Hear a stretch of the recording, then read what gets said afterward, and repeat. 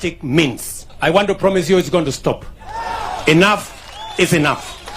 President Ruto further said that he'd responded to the anti-finance bill protests by dropping the bill, as well as dismissed his cabinet and called for talks, only for the demos to now take a new turn. Walisema tusipitisha finance bill. Mimi nimewacha finance bill. Nikawaita wakanasema hawataki kuja kuzungumza na mimi. Wakaniambia niende huko kwa X. Mimi nikaenda kwa X. Wakatoroka huko hawakukuweko. Wakaniambia tuitishe mazungumzo. Nimeitisha mazungumzo, wamekataa. Nimewaambia wanaendelea kusema wao ni faceless, wao ni formless, sijui wako nini. Mimi nimewaambia sasa, my friends, you know, I have given a chance to everybody to say whatever they want. You know, it cannot continue like this. The country is much more important than any group of people. We must stand together as a nation, protect our nation, and make sure that Kenya is a democracy. He also thanked the church for playing its role in advocating for peace as well as dialogue. And therefore, I want to thank our church leaders, our religious community in Kenya, for praying for this great nation. And that is why Kenya is indeed a great nation. I want to urge all of us as a people to continue to pray for our nation, to pray for the unity of our nation, to pray for the progress, stability of our great nation, and to pray that Kenya shall continue to make strides in being a greater nation as we journey towards the future. Last week, the president accused a Ford Foundation in the United States of allegedly funding the protests, a statement that the foundation has dismissed.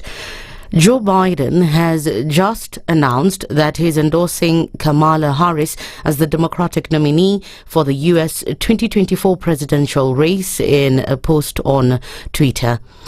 Biden has announced that he'll end his candidacy for re-election, upending the race for the White House 4 months before Americans go to the polls in November. The decision comes after weeks of intense pressure from fellow Democrats following a stumbling and sometimes incoherent debate performance against Republican Donald Trump at the end of June. This event comes as Donald Trump has reacted to Biden's decision to pull out, saying that, I quote, crooked Joe Biden was not fit to run for president and is certainly not fit to serve and never was. Trump went on to say that Biden only attained the position of president by lies, fake news, and not leaving his basement. Biden will, however, remain president until January, when the winner of the 2024 election will take office. And finally, 2 suspected poachers were this weekend arrested while in possession of 6 pieces of elephant tusks in Tigania, East Meru County. They had wrapped the tusks weighing 18.5 kilos in 4 sacks when police and Kenya Wildlife Service officials intercepted them. Police said the 2 were nabbed at Muriamburi Junction, Mulika area on July 18th as they transported the same to a potential buyer aboard a motorcycle. Officials said the seizure shows up to 3 elephants had been killed and there is a likelihood the incidents happened in the nearby parks. That's the Newswire. I'm Leah Ubaga.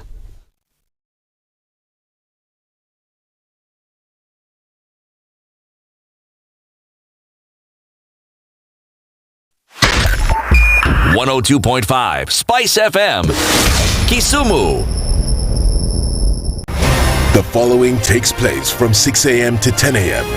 every weekday on Spice FM. Everybody, welcome to Kenya's biggest conversation. Heri Latiff, Muga, Madam Du, nimesalamia wote sana. Tumepokea salamu, asante sana. Hapa Garissa today the weather is very good, only that baridi inatupeleka mbio sana. Sasa baridi ni degree ngapi hapa? Hata sijui, lakini madam tunakauka sana.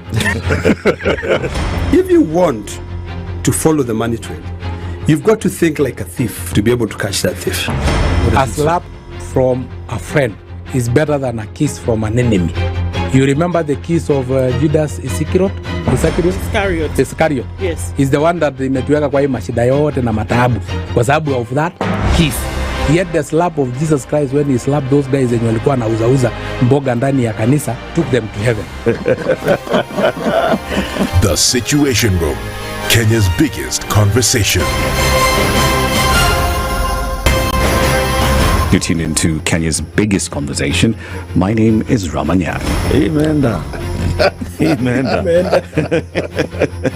So 1 hour is over? Yeah. Oh, yeah. Okay. It gets over Can you imagine in 20 minutes. what the big boys have also done? I'm very proud of myself. When you understand about partnership in politics, it's like the way marriage is these days. When you're looking for a wife, you're like, oh, maybe you can help me pay you for fees as I pay for the rent. Why should you have a lioness living in your bedroom? I have to tell you a story. I went for a prayer meeting, which was called for the spouses of candidates for senators and governors. And when I got to the gate, the lady who was the secretary, she refused to. She's telling me, no. Leo tunataka wa mama. Leo ni wa mama. I'm telling her, no. She said, no, sio siku yenu. And I thought, there's a problem here, because if it was a man, but this was a lady. It will be called First Ladies until you change the name. The Situation Room, Kenya's biggest conversation. If we just gloss over issues and hope that time heals, then we might find that in generations to come, we might be back at the same situation. And the whole thing is born of stolen elections. Spice. When it comes to the decisions you make, you must be independent. There's no way you can allow one institution to dictate to you how you're going to conduct your operations, how you're going to decide cases. It's a no. When you weaken the institution to the point where they cannot take action, then you realize that politicians have to come up and now start dealing with the issues. That conversation has to die. Our politicians do not like the hard stuff. We must insist on the path of doing things right, whether popular or unpopular. Money changes hands. That is a fact. If you have political goodwill at the highest top, like in Rwanda, then corruption will be an issue of the past. If you don't have political goodwill at the top, we will pass laws, we will amend laws, we will continue passing laws and re-amending laws, and nothing will happen. This is the Situation Room, the only way to start your day. Revenge is for children. It's for kids. When you grow up, you realize the best revenge you can take on somebody is to ignore them. Now, I'm just new in politics. It is not everybody's cup of tea. That's why some people come in one term and that's it for them. Political parties in this country do not have ideologies, whether luring or otherwise. And that is the effect of corruption. Any time an offense occurs anywhere in the country, it is the job of the Inspector General to look into it.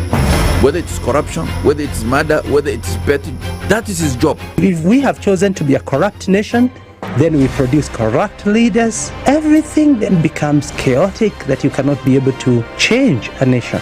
The Situation Room, Kenya's biggest conversation.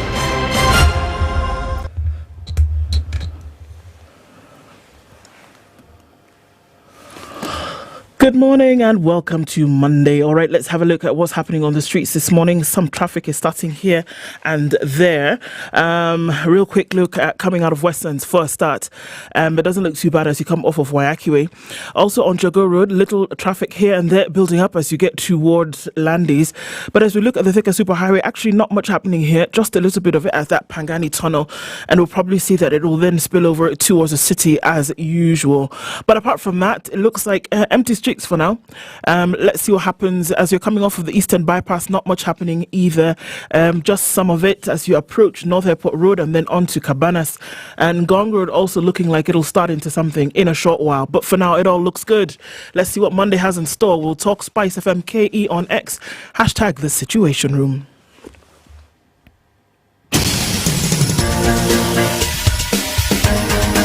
This is The Situation Room, the home of hard-hitting political commentary and penetrating insights about the state of the nation. This is a talk radio experience like no other. The Situation Room, a place for hard truths, debates, and elevated conversations. The Situation Room, witty, political, engaging, deep, controversial. In the room, we have C.T. Muga, researcher, academic, seasoned political observer, a fountain of wisdom in these politically uncertain times. Ndu Okoh, Nigerian by birth, Kenyan by choice, communications expert, Pan-Africanist, a truth seeker and believer in people power, and Eric Latiff, agent provocateur, the man in the chair, seasoned journalist, news hound, a man who believes in punching up, not down.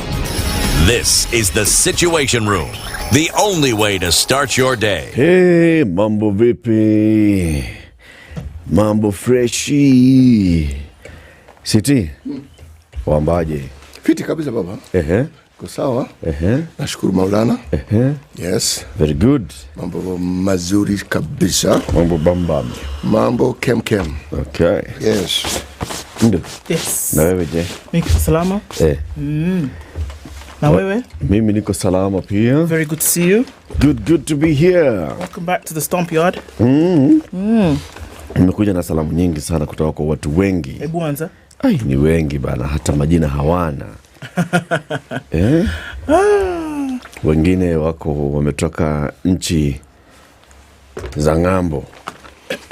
Kuna watu ambao wamewasalimia wanafuata kipindi kutoka Afrika Kusini. Wengine kutoka Nigeria. Na hao ni wale wanasema Nigeria. They say Nigeria. Problem. Kuna wale wengine ambao wametoka Ghana, wengine wametoka Zambia, Uganda, Ethiopia. Wametuma salamu nyingi sana. Sasa walikuwa wamekongamana hapa Nairobi kuzungumza mawili matatu kuhusu wekezaji hapa nchini. I have no idea the last thing you said, but we'll just go with it. No. The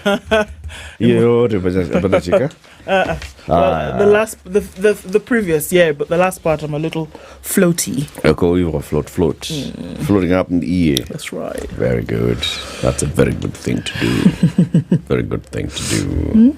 Mama Eric pia amewasalimia. Oh, thank you very much. You're nzuri kabisa. Anakuja lini? Atakuja kutembea siku moja tu. We were waiting. It was a surprise. Yeah. Surprise. Yeah. Otherwise? What? Yeah. The weekend was good. Yeah. The bit that you remember. Yeah. The bit that you remember was good. Yeah, it was. The other bit was a blur, which is also must have been good as well. City and yours? Very good. Very good. You remember all of it? I was present. So was I. Wengine wetu labda bwana mili hata those mwili iko hapo, lakini ile ingine pana iko hapo. Tunaomba Mungu tuache hapo tu. Dude, that is a good statement. Wewe amekuwa Mkenya, yani kabisa. Tunamwachia Mungu. Tunamwachia Mungu. It's good that you're here. Everybody, good morning. How are you doing? It was an eventful Friday afternoon. Friday. Okay. Yeah, Friday.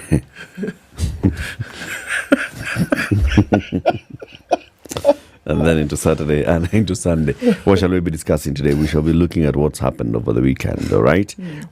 7 a.m.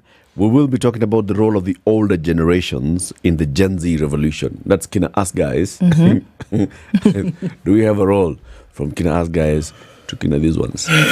Yeah, Kina. Kina.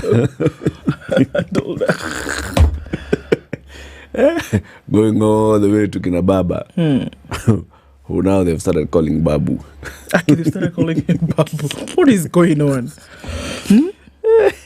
Paul Mwangi is Chief Legal Counsel for the Azimio Coalition, very close legal confidant of Raila Odinga. Yesterday, Raila released yet another statement. We'll be 3 days after the previous one? Yeah. So we'll talk about, so yes, do the older generations actually have something to offer in this conversation? To contribute. In terms of direction, in terms of just bringing in experience on what you've gone through to say, all right, we have seen this kind of thing before. Maybe the best thing would be to shape it this way. And then at 8 o'clock, we'll talk about what we are seeing now. There's appears to be some serious effort by those who are in the political class to actually refuse to listen. Wow, I did not see that. I actually did not see that direction, but okay. Wow. What the Gen Zs are saying. Okay. Okay. Is there a difference between the Gen Z movement and traditional way of politicking in this country? Tim Wanyonyi is a member of parliament for Westlands constituency. He'll be joining us at 8 a.m. Let's hear his perspective on this. And then at 9, we go to Meru. Kawira Mwangaza. Again. 3 times in a row why Governor Kawira Mwangaza is in hot soup yet again. And we'll be joined by Junior Marete Kinoti, who's a political analyst and activist. He'll be telling us what are the people of Meru now decided to do. They've told Ruto, fanya hivi, vunja hii serikali. Kabisa. Vunja kabisa. Sisi wote twende home tuanze tena. Just vunja hii serikali. Freshly. Tuone vile kutaenda. Haya. So that's a conversation we'll be having at 9 a.m. Meru politics. Kawira Mwangaza as the governor. What's up? They're after her again. 8:17 minutes after 6. We're live streaming the show on all the platforms that we normally do, on YouTube and Facebook and X, on TikTok, on Radio Garden. We are live on SpiceFM. Say hello. This is the Situation Room, the only way to start your day. The weather with SpiceFM. It's cloudy this morning in Nairobi at 14. We'll see highs of 23 and lows of 10. Cloudy at 16 in Nakuru with highs of 26 and highs of 23, and lows of 14. And we'll see highs of 21 in a mostly cloudy Nyeri at 15, coming down to lows of 12. It's cloudy at 15 in Eldoret, highs of 20 and lows of 14. Into Mombasa at 22, cloudy conditions going to highs of 29 and lows of 22. It's 24 and cloudy in Malindi with highs of 28. At 19, it's cloudy in Kisumu, highs of 26, and we'll see highs of 23 in a mostly cloudy Kakamega at 19. Into Kampala, it's 19 and cloudy, highs of 25, while into Dar es Salaam at 22, mostly clear conditions going to highs of 30 and lows of 22. Johannesburg at 10 degrees, partly cloudy, highs of 21.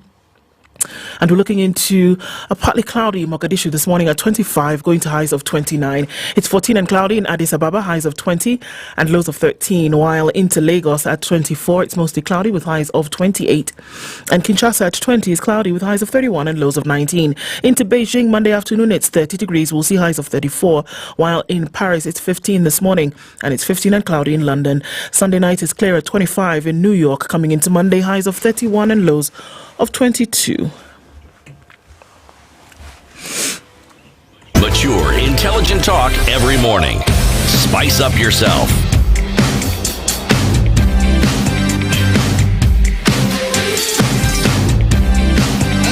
Mornings done right. 94.4 Spice FM, Nairobi. Salimia Watu. Peter Kiaria says, good morning. Wishing you a blessed week. Good to have you in the room. Abraham Kimeli says, good morning. Welcome to this exciting week. Okay, you've said exiting. Are we exiting? But let's just go with exciting. Will President Ruto do the right thing and bow out? Big questions. Bow out. Bow out. There's a song by Madonna and I think Babyface. Take a bow. Anyway. J-Mo says, good morning from Texas. Evans Tabo says, good morning, Spice. First 11 verses. Atike. I don't understand. Aushiki? Wachana nayo. From Bonnie Lake, Ruto needs to understand the times we are in, says Joe Mungai. Threats were useful yesterday and not today. Wishing you all a happy new week. Lake and Rock says, good morning, my people. Heavy week ahead. Stay strong and true to Kenya. Stephen Kihonyu says, good morning. Joseph Makua is tuned in this morning and says, good morning, Team Situation Room. We thank God for the new week and hope all will be well. Indeed, you're tuning in from Marile in Marsabit. Mokaya says, good morning, Team Spice FM. As much as property needs to be protected, asi jaribu kutueka woga. Where? Same way President Biden stepped down, so Ruto should. Hey, you guys have woken up with violence. Fifi says, good morning, team. Have a blessed week. Kiam says, good morning. I'm right inside here listening and following from beyond the horizons. The president, our president, is definitely another one. Let me just keep my voter's card safe for now. Kiongozi Amosh says, good morning, my people. Is the president declaring war against these people? That's a question. Leo has greeted the princess. Good morning, Leo. Eric and Siti and Ednah. Ednah, wave. Ednah is not waving. There you go. I'm a wave. quick to fundraise for church but can't do the same for development, startups or industry. Why would a religious nation do that or not do that in this case? Good morning, team from the KSA. What's that? KSA? The Kingdom of Saudi Arabia. It's possible, eh? That's what it is. That's what it is. And that is Joseph Gemma. Good morning, SpiceFM. Tuned in from Cork in Ireland. That's Abdi Aziz Omar. Rogers Nyanga says good morning. Tuned in from Taita, a place called Sagala Village. Nick Aradi says good morning, Team Spice. Good morning, Ndu CT Eric. It's a bright Monday here in Doha, even though back home things are not bonging. Brian Wekesa says good morning. How are you? How are you is spelled Hawayyu. Even doing Andikwa. Sawa basi. Tuned in from Juja in Kiambu. Hello team. Biden has given in. What about his buddy in Kenya? Hakuna election. Biden is given in an election. Okay? This is Don Sabwa and Wangoje 2027. He was in Kimana, by the way. He told me that. Yeah. He told us last week he was there. And I don't know if you guys are supposed to link up or something like that. I don't know. Kurinka. Robert Bogo is tuning from Mombasa. Leo, yes. I know the education sector interesting. Let's see what happens. Free tuition is being given to some students. Let's understand that. Bernard Okello is also tuned in. Jazz Carter is here. Chris Maura, Bernard Kemo, Jimmy Gakio, Tony Malila is tuned in from Tito Ande. Josegi is saying Kawira must go. Okay. David Danson, Sami Lidanya, Jimmy Munothi. Everybody, good morning and welcome to the room. Sour City. Where are we going to this week? We are going to the Republic, the Union of the Comoros. Another island. Yes, we are. These ones are now on which side of Africa? East. Okay. Tumetoka west. East. So if you look at Comoros, where it resides in the Indian Ocean, Mozambique isn't too far off. Okay.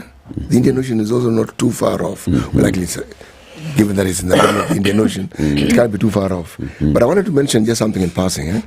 Sovereign island nations of Africa are 6 in total. Okay. But of these, there are 2 very interesting. There are independent nations that are called just Indian Ocean and those Atlantic Ocean. Why? They are scattered islands, small ones, but some are in the Indian Ocean and some are the Atlantic Ocean, and there are several. But let me just mention the 6: Union of the Comoros, Republic of Madagascar, Republic of Mauritius, Republic of the Seychelles, Cabo Verde. So those are the first 4 are East Africa. Yes, and then Cabo Verde. Central. No, Cabo Verde is west. No. Central is where I'm coming to. Sao Tome. Democratic Republic of Sao Tome and Principe. That one. Sita. Yes. Quisha. Yes. Okay. Then there's the Indian Ocean and the Atlantic Ocean, the smattering of islands there. I thought I would just mention that so that we are well informed about this. Okay. All right. A slippery person is not a king. A slippery person is not a king. Is not a king. No. But a king can be slippery. A slippery person is not a king. Ndu, what's the headline in the business on the Standard today? On the Standard today, the headline is thusly: Raila this way, Raila that way.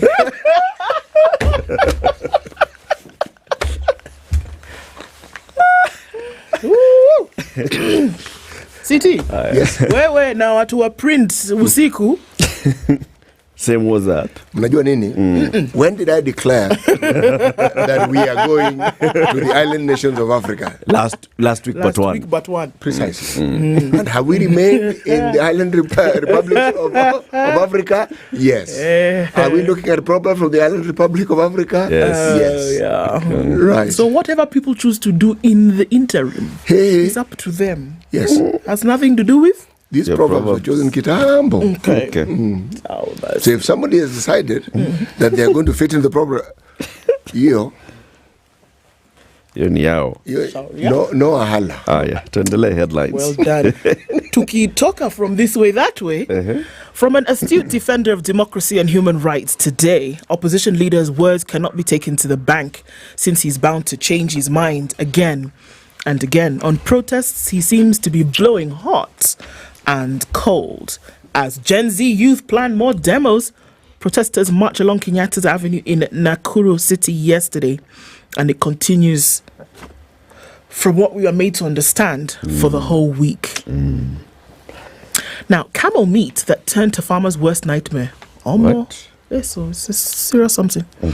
Tough rules for coffee auction. Ruto plans crack down on sponsors of protests. I'm not quite sure that he knows who they are. I think we can throw some words out there and he's hoping that they will stick. But he's saying, look, we're not going to allow this kind of thing to happen. And he's actually said, look, we are coming for you. Race to fill police boss slot begins. 8 senior officers will face an interview panel beginning today as the government seeks to fill Deputy Inspector General positions. So that's going to happen today. Those are the headlines. There are more stories which you look into on the front page of The Nation. Enough is enough, Ruto warns Gen Zs. Whoa. A day to tomorrow's planned anti-government protests, President William Ruto's strongest warning yet, vowing to crush what he termed as tyranny of anonymous, faceless, formless sponsored people out to plunge Kenya into anarchy. And he said yesterday, allow this happen, it can never be me. Whoa. Allah. Kenyans linked to 14 billion shillings Israeli tender scam. Just when you thought you were out of the water. For 10 years leading to 2018, officials from an Israeli contractor would jot down transaction details of kickbacks paid to Kenyan government officials to secure lucrative road contracts. That little black book could now open a Pandora's box in Kenya. Turmoil in Raila camp as allies eye cabinet jobs. It's interesting how these guys still think they're relevant. But okay. Top ODM leaders are divided on whether or not to join a broad-based government promised by President William Ruto after he dismissed his cabinet. It has now emerged that some leaders are concerned about Mr. Odinga's delay in presenting his list to Ruto. Yani, bring your list. That's where we are. With some party stalwarts said to be ready to accept ministerial offers even without Raila's blessings. And there in front of the line, CT, you might like this, Hassan Joho, ODM deputy party leader, followed by Wycliffe Oparanya is a deputy party leader as well. Opiyo Wandayi, the minority, I beg your pardon, leader. And they're seeing how, it could be me today. Yeah. Hey. Opportunity come for those who are prepared. While that is all happening, Paris is welcoming the world to the Summer Olympics. And 10,500 athletes will participate in 32 sports over 17 days. Deemed to end on the 10th of August, on the 11th of August. The game starts around the 25th of July. For the first time, the opening ceremony will not take place in a stadium, but will take place over the River Seine. Right. And all the athletes will be transported on boats through the Syrie. That's right. Paris is on high alert. France in one of its highest security issue eras in history. And they're talking about snipers everywhere, doing business here and there.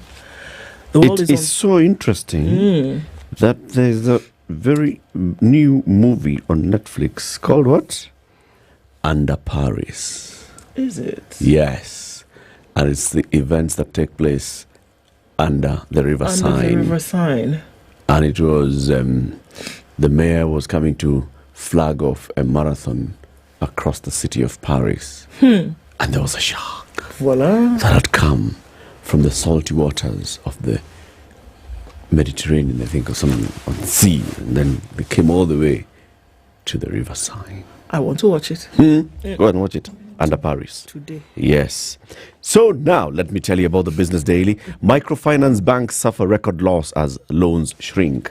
Microfinance banks have posted a combined loss for the 8th straight year, highlighting the impact of raids on their turf by large banks and digital lenders. Big banks are making money. Microfinances are making losses. Hapa iko kizungu mkuti. Hii kizungu ni mkuri sana. Now, you know a place called Bungoma? I've heard of a county. Yes, there's a governor. There's a governor. Yeah. and has some 300 accounts. 360 something. Accounts. 352 and to he came out to explain. That's not the story. Okay. You've heard of a company called Nzoia Sugar? Yes, please. Okay. They produce sugar. It's a state-owned sugar company. Okay. That's where the story is. It's a parastatal. It's a parastatal. Now, in the year 2014-2015, Nzoia Sugar ordered a consignment of some consumables from abroad. They were to come to Kenya. Every year since then, according to Auditor General Nancy Gathungu, the Bungoma-based state-owned miller purchased the consumer goods in the financial year 2014-2015. But since then, they keep reporting that the goods are in transit. Since when? 2014. Are we not in 2024? Something like that. The goods have been in transit from where? See, from where they were bought. They've been transiting for They're coming. 10 years. They're coming. Even if it was Pluto, my friend. Listen, the statement of financial position reflects a balance of 494,901,000 shillings in respect of inventories, which include a balance of 430,076,000 relating to consumables, out of which 179,410,294 is in respect of goods in transit. Records available indicate that the goods have been in transit for the last 8 years. No explanation was provided for the long duration that the goods have been in transit and whether the goods are still in existence or not.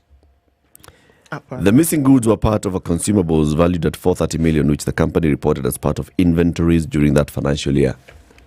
And their books, they said we have inventories. 180 million worth are in transit. For the last 8 years, every year they report in transit. Is it the same goods? In transit. In transit. The same goods? In transit. In transit. In transit. Even your answer is in transit. The audit casts doubts on the existence of the goods, which would point to a possibility that the 180 million shillings could have been, you the word, eaten. No. Could have been eaten. Could have been siphoned out of the company in the guise of being used to purchase goods. Okay. 180 million shillings in transit. Wacha tuweke in transit kabla tutengeneze story ingine. Yes. Vile, yeah. 8 years in transit. In transit. Bwana, it has to reach. Let me just give you the ticker headlines before City gives us the star. Foreign Bank's office deals up 48 billion. CMA fines company directors for trading rules breach. The capital markets has fined several directors of listed companies more than 8 million shillings for flouting trading rules in the financial year that ended June 30th last year. Electricity generation increases 6% as prices drop, and payroll taxes grow by a single digit despite higher deductions. Okay, bless you, brother. Thank you, brother. Should I proceed? Yes. Right. Rains to subside, most areas to remain dry. Weatherman. Rainfall is likely to reduce across many parts of the country, with the dry weather expected to dominate until October, according to a new forecast. So this rain doesn't really matter. That's what we've been told. This is not part of the weather pattern. Okay. Crossfire Legends return for final radio show after 17 years. Crossfire as in that show. Kenya's biggest political show in 2 decades. The Crossfire made a final return to the airwaves. Airwaves on Sunday evening. The show ended 17 years ago, having ruled Kenyan political airwaves for many years, right? Vetting. President's CS nominees provide new test for MPs. MPs will face yet another acid test when they start vetting President William Ruto's first batch of 11 cabinet secretary nominees, following a public outrage triggered after 6 of the nominees were picked from the previous cabinet, which was dissolved. Then bang in the middle of the paper, enough is enough. Enough is enough. President sought to know the end game with sustained demos. Well, I'm trying to react. Enough. New demos. Raila coils. Angry Ruto talks tough. Gen Z have called for a fresh round of countrywide demonstrations this week. Story is on page 4 and 5. Okay. Iko namna hiyo. Very good. Ndu, mambo ikoje kwenye barabara? Wacha tuangalie tujue. Haya. This is the Situation Room. The only way to start. Baba boy, gas imeisha, shopping imeisha, na ujue tokens bado zinalia. Msupa, nipe mbao na 20 minutes. Mbao, like 20 bob. 20 minutes, kwani kuna nini? Na ujue mimi nataka kupika haki. Jaber, kwani ujui dakika mamilini every 20 minutes, halafu wanapea na 10 million every 20 minutes, na hadi kuna 3 millionaires every hour. Daka mamili virahisi. Uko na nafasi 3 ya kuwa millionaire kila hour. Usipitwe. Cheza Daka. Ushike mita yako sasa. Chagua nambari zako 4 za bahati and win up to 10 million every 20 minutes. Nenda kwenye paybill 440440. Account Spice Amount. Cheza na shilingi 20 hadi shilingi 2,000 na ushinde mamilioni. Daka mita. Kuwa bingwa.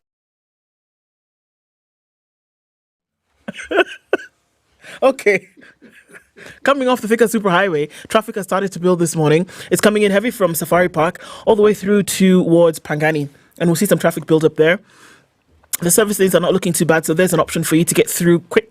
And we're seeing actually traffic coming in well from KU, even before that, at that Ruiru Eastern Bypass junction. So that's going to happen for some time. From what it looks like, Monday will be very busy.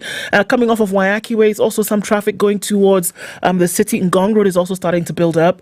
We're seeing very little traffic on Naivasha Road, but we're going to see a build up of that now connecting with Ngong Road. Some of that will go towards Kingara Road. Okay, and more. Around Multimedia University, there's some traffic there just coming off towards on Magadi Road out towards Langata Road. Okay, so we're keeping an eye on all of this as it's starting to build this morning, and we'll talk on SpiceFM, KE on X, hashtag the Situation Room. Intelligent talk every morning. Spice up yourself.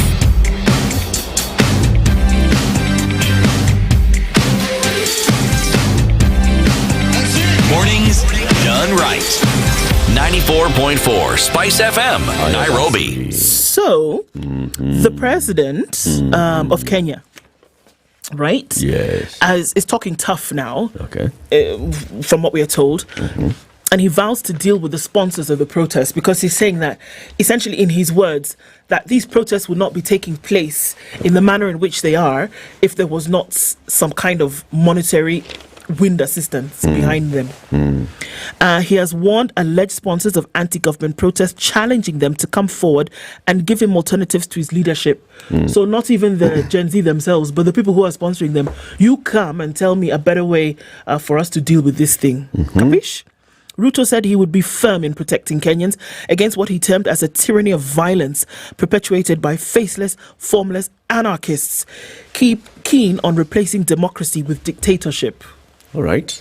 I mean, it's rich, but okay. He went on to say Kenya is a democracy and a peaceful country. We must never, as a country, agree to replace our democracy with a dictatorship and tyranny of faceless, anonymous people who want to use violence and destruction of property and loss of life in place of democracy. Okay? I'm not sure who this dictator is, but all right. He added, we must guard the peace and stability of our nation and democracy of our country so that it is not undermined and sabotaged by anonymous, again, faceless, formless and sponsored people who want to use violence, anarchy and mayhem to control our nation. He said it can never be us. And we will deal firmly and resolutely with those who are engaged in mayhem, anarchy and in destroying people's property and causing death. There is no place in our democracy for anyone to have a free ticket to visit mayhem, he used these words quite a lot, anarchy and death on the people of Kenya. We have a government in place and we cannot be doing this kind of nonsense anyhow. 50 people have died from these demonstrations. Who's killed them? This is a good question. And the 50 people who have died, how many of them have been police officers? Exactly. Who killed them? The 50? The 50 who died have died at the hands of police. And these words, if you just expunge If we remove mayhem, anarchy, dictatorship, causing death, all of that. We've heard of this before. Yes, we have. It was with reference to corruption and how it will be dealt with. I dare say it was dealt with, but not in the manner that we expected. Because there seemed to have been a sharp increase in corruption rather than a reduction of it. This is true. Yes. He went on to challenge those directly, sponsoring, orchestrating.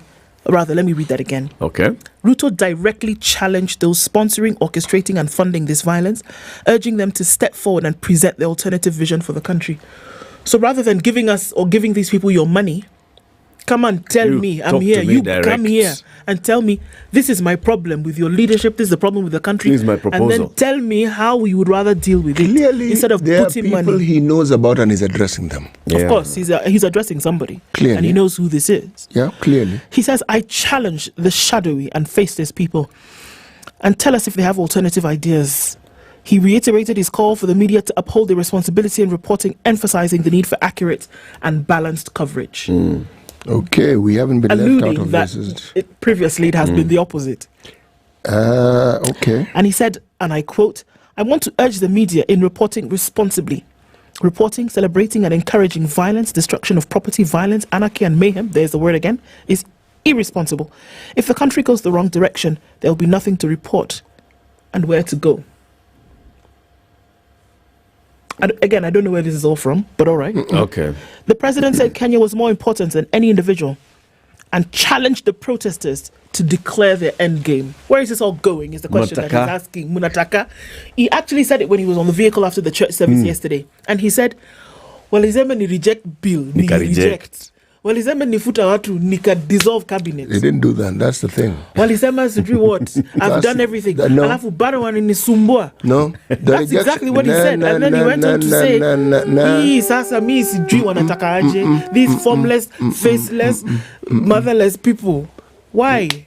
When we heard and read that what the president had done, we said, we appear to be heading in the right direction. Clearly, it has been rejected. However, when it came to dissolving cabinet, we said, oh, clearly a step in the right direction. Then came Friday. And you wondered, did I imagine that these fellows had been removed, or was it a figment of my imagination? I saw Friday, I felt like I was in a warp. I was like, wait a minute. Yeah, I got depressed. What just happened? I honestly got... you felt... I was dejected. I said, what on earth now? It's like I'm talking to... Why did you feel that? Like? Do you know what it was like? Because I was talking to my 8-year-old son. I say, Asha, this thing, don't touch because it will harm you. Okay? Okay. You turn, look Even again. before you have turned, Asha is inside the thing. He's inside. Has covered his everything with it. Then you wonder, was I talking to myself? Was I talking to myself? Did I imagine? This guy, did he hear what I said? And he even answered. He said, okay, mommy. Hey. Siti, why were you depressed? It was very simple. I thought, you see, my thinking was, when there's been such a clamor for change and it's been very, very loud, and then the president takes steps that indicate he has heard what is being asked of, because it was an ask. And then you hear of something that seems to negate what you thought was happening. So you say, so this change is cosmetic. This change was merely done to appease for the moment. Yes. And it's like nothing has actually changed. The moment hasn't even passed. Yes. I mean, it's within the week. Nothing has really changed. And that we're back to factory setting. I was thinking, how many times will we lose opportunities to bring about real change? That's what was depressing me. It was that weight of history, of chances that have come and gone, and then the problems we've encountered which we didn't need to encounter, had somebody just done what they were required to do. That's it. And it didn't take too long for him. Ahmed Nasir had said that morning, he said, you know what? Just like you're saying, the president had a golden opportunity to show the nation that he's actually listening and that he's vested and interested in moving things forward in a progressive manner.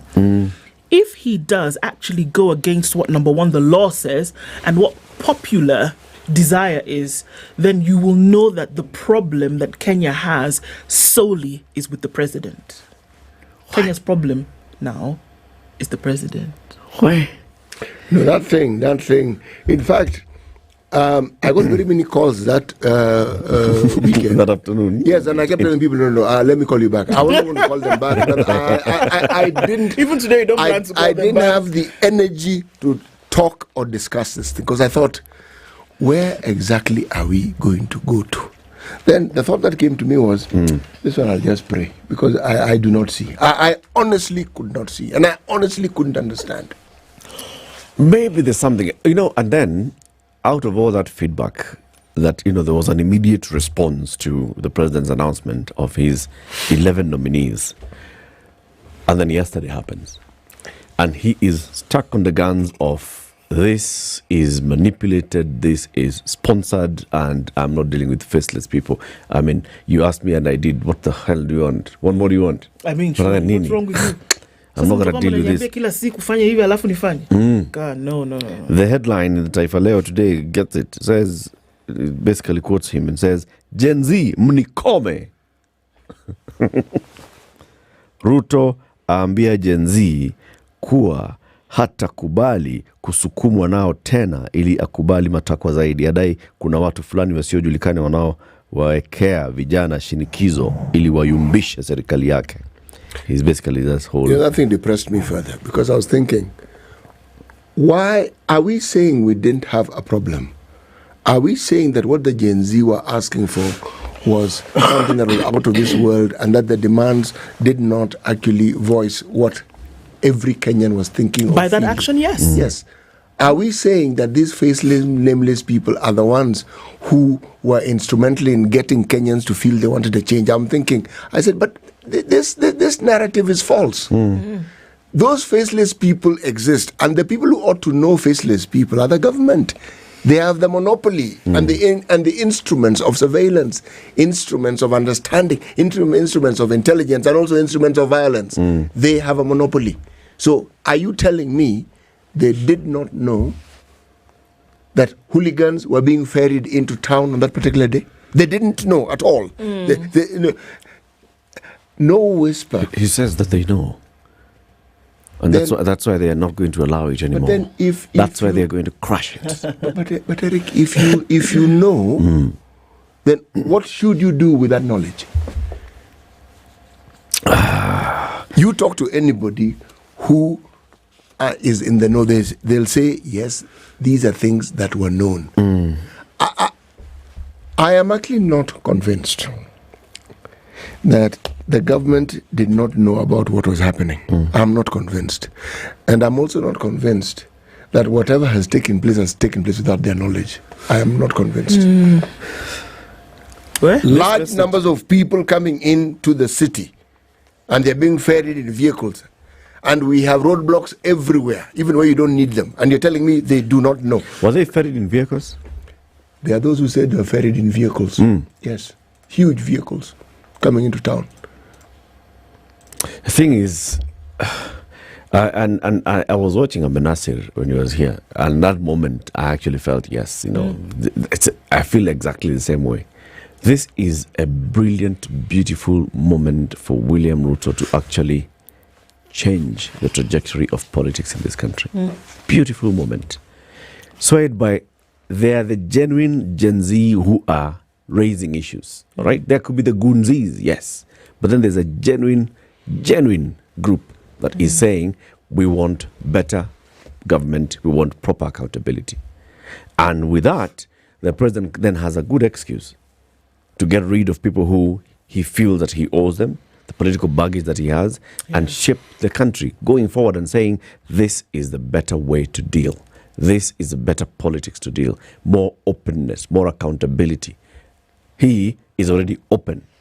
He occupies an office that is open. It's just the others that does need to face that kind of openness and accountability.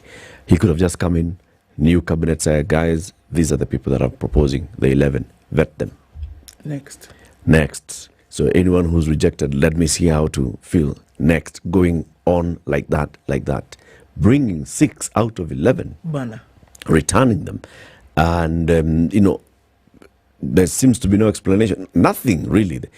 They're good human beings. They're good Kenyan citizens, the 6 that have been returned. All right?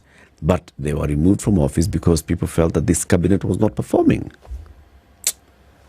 He himself, in the Gazette notice, listed certain things. Yep. In terms of transparency and accountability, and all of them fell under that umbrella. One must wonder then, under which umbrella did you bring them back? Can you, as the president, maybe yes, they are your political confidants. It's fine, all right? Can you retain them as a kitchen cabinet? They can still be your friends. They can be your friends. They don't have to serve in this office. No, they don't. And then yesterday, the way he spoke yesterday and said, you know what, I'm tired of this nonsense. I've come to an end. Maybe he's coming to that kind of feeling because of seeing what his brother is doing. In what emerges to be a continuation of contradicting stands since Kenya's youngest adults began their push for a good governance, opposition leader Raila Odinga has now dished out a list of conditions without which he will not take part in President Ruto's proposed talks. Affirming his dedication to the ongoing reforms, reports indicated that Raila has signaled his readiness to forego his ambitions at AU for the sake of the nation, if it will be used to manipulate him at the expense of the quest for a better and stable country. So maybe now Ruto is just feeling, now Raila was on this side, now Raila is appearing, he's also flip-flopping, now what do I do? But also now let's talk about Raila. What's going on? That statement by Raila yesterday was like, all right, Gen Zs, I've heard you. And I agree that before we go talks, these things can happen first and then. Because he's still saying talks are important. But now, before we go to those talks, then let's first of all address these immediate issues that you're raising. Number 1, justice. Number 2, do you think Raila has finally heard? We're discussing politics and politicians here, okay? And let me ask, in the face of what we actually have as what is referred to as a Gen Z uprising, and given their numbers alone, and we understand our politics being a numbers game, if you are a politician worth his weight in salt, not gold necessarily, what would you do? You would study this situation very, very carefully, and you'd be very, very careful in the direction that you go. You'd be very, very, very, very careful. Because this group of individuals are going to determine who stays in leadership in this country. And by the way, I'm not even taking 2027. Just this period that we are in, between now and, forget December, between now and the end of the month, okay, a lot will happen. Now, once you've taken a wrong step, it will be noted as a statement that you have made. And unless you have a clever way of correcting it, it will be taken as a person, you will be seen as a person who can actually not be trusted. The asks are not difficult. They are honestly not difficult. Why is it that we are seeing the reaction towards the asks as being difficult? We don't have a shortage of Kenyans who can fill this post. The thing we don't have a shortage of in this country is able human resource. We have plenty. Yeah. Why are we not seeing it? You see, there are things that get us into situations we don't need to get into. We didn't need to go into a referendum, but we did. And what about the referendum was something which was very bizarre. There had been an arrangement and a handshake in 2002, and the understanding was Raila Odinga, this same Raila, would be given the post of Prime Minister. A person no less eminent than Mishuki said, you know something, these things, we wanted the presidency, so we got it. Since we got it now, some of these things don't really matter. It is the same principle that you see in the face of the poverty that we have and the problems and the talk of austerity, people flaunting riches. It's not different. You're spitting in the faces of people who were responsible for giving you the positions you have. The country is in pain, and others, in the most gauche way possible, flaunting what they think they have. Now, those optics, unfortunately, cannot be forgiven. They're not good at all. Now, we have a situation where the president takes a step which is said, the president has heard. All these fellows who in the previous government have been appointed, I cannot say that I know any harm that they have done while they were in those positions. Just like I cannot say, because I honestly don't know. But they represent what was not wanted, the old. So you bring them back, even the kindest of interpretations, it'll amount to being shown the middle finger. Where? Now, people unfortunately will react to it. And again, it was unnecessary. It was not necessary. We didn't have to get there. In other news, let's talk about other news before we get to the top of the hour. Fears Marsabit Dam project could become a white elephant. So in last year's financial year, the Treasury had allocated 50 million shillings towards revival of Badassa Dam in Marsabit County, a project that stalled nearly a decade ago after 2 billion shillings payment to a construction firm associated with Marsabit Senator Mohamed Chute. Former Treasury CS Njuguna Ndongo had in his budget speech pledged 50 billion shillings for revival of 25 dams, which collapsed years ago, giving hope to millions of thirsty Kenyans. A month later, Water Secretary Samuel Alima defended the ministry's decision to explore public-private partnerships in reviving at least 33 projects, with 23 foreign firms expressing interest. The Water and Irrigation Ministry had claimed Badassa Dam was 80% complete and could be fully operational by 2024-2025. Remember, we had a story about this Badassa Dam? Yep. It was just like a water flat area, nothing like a dam.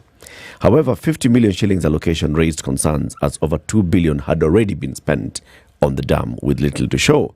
The 50 million was intended for feasibility studies and possibly design works. You're feasibility studying with 50 million and you've already spent 2 billion shillings on the project. But with the rejection of this finance bill and President Ruto's warning of massive development budget cuts, Badassa's completion could be among the hundreds of projects that the government will shelve. Okay.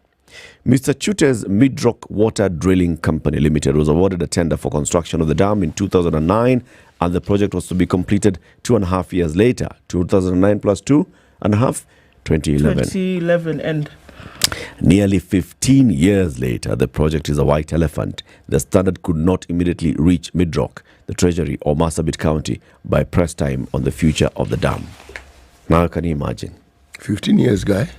2 billion shillings spent. More money being allocated for what? Feasibility studies and to see whether it's viable and the viability. And the people of Marsabit, still, who would have benefited from this dam, still nothing. Still nothing. 2 billion is a lot of money. Boss. It's a lot of money. And there's a lot of, I mean, if you just think about those dams, 25 dams, they had started, the projects did not complete, collapsed many years ago. All those 25 dams, money has been spent. Taxpayers' money has gone into this 25 dams. Nothing to show. Now we need to put in more money to see whether they move. And when people ask questions about accountability, it's mixed up in all these other noises. Because these are the questions, man. These are the questions. Why? These are the questions. Why do we have to be like this all the time? All the damn time. Keep it here for more conversations coming up in the next hour. Good morning, it's 7 a.m.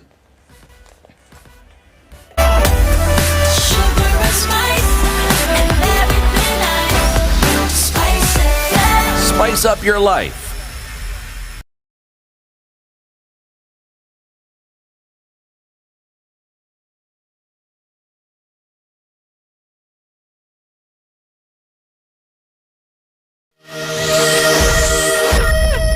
Good morning, this is the News Wire. I'm La Ubaga. President William Ruto has asked sponsors of the protests to consider dialogue instead of destroying property and taking innocent lives. Ruto said this was because he was ready to do all it takes to restore sanity in the nation. This event comes ahead of the planned protests by the Gen Z tomorrow. It is obvious that we cannot replace our democracy and the transformation and the plan we have today. We cannot replace it with mayhem, with anarchy, with destruction of property. It is not possible. We are intelligent people in Kenya and we know what we want. And I have said, those who are sponsoring this violence, they cannot continue to be faceless. They cannot continue to be nameless. They cannot continue to be formless. They cannot continue to be anonymous. Let them step forward and tell us, what is this violence going to achieve? Going forward, we will protect the nation. We will protect life. We will protect property. We will stop the looters. We will stop the killers. We will stop mayhem. We will stop anarchy, because Kenya is a democracy and we want a peaceful, stable nation. And our issues are resolved using democratic means. I want to promise you it's going to stop. Enough is enough. President Ruto further said that he'd responded to the anti-finance bill protests by dropping it, as well as dismissed his cabinet and called for talks only for the demos to take a new turn. Walisema tusipitishe finance bill. Mimi nimewacha finance bill. Nikawaita wakanasema hawataki kuja kuzungumza na mimi. Wakaniambia niende huko kwa X. Mimi nikaenda kwa X. Wakatoroka huko, hawakukweko. Wakaniambia tuitishe mazungumzo. Nimeitisha mazungumzo, wamekataa. Nimewaambia wanaendelea kusema wao ni faceless, wao ni formless, sijui wako nini. Mimi nimewaambia sasa, my friends, you know, I have given a chance to everybody to say whatever they want. You know, it cannot continue like this. The country is much more important than any group of people. We must stand together as a nation, protect our nation, and make sure that Kenya is a democracy. He also thanked the church for playing its role in advocating for peace and dialogue. And therefore, I want to thank our church leaders, our religious community in Kenya, for praying for this great nation. And that is why Kenya is indeed a great nation.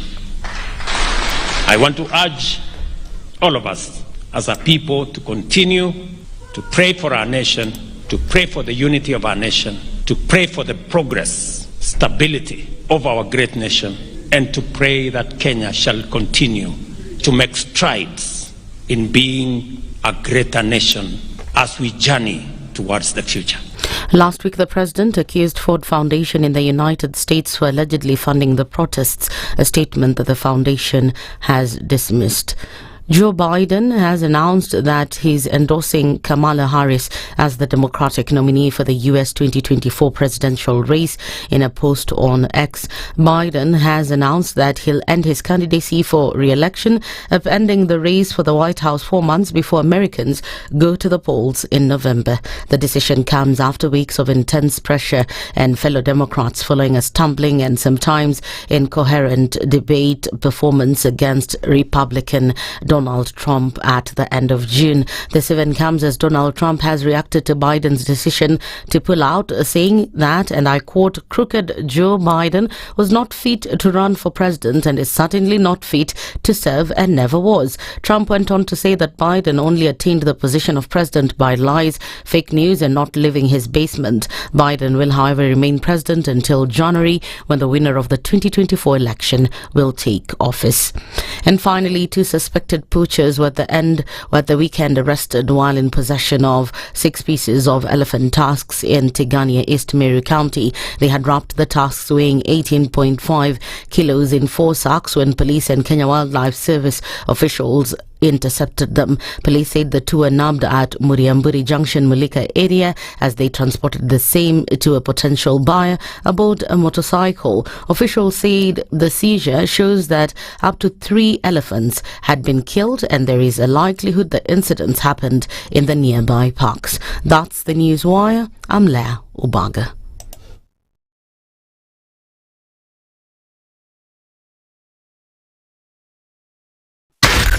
SpiceFM, Nakuru.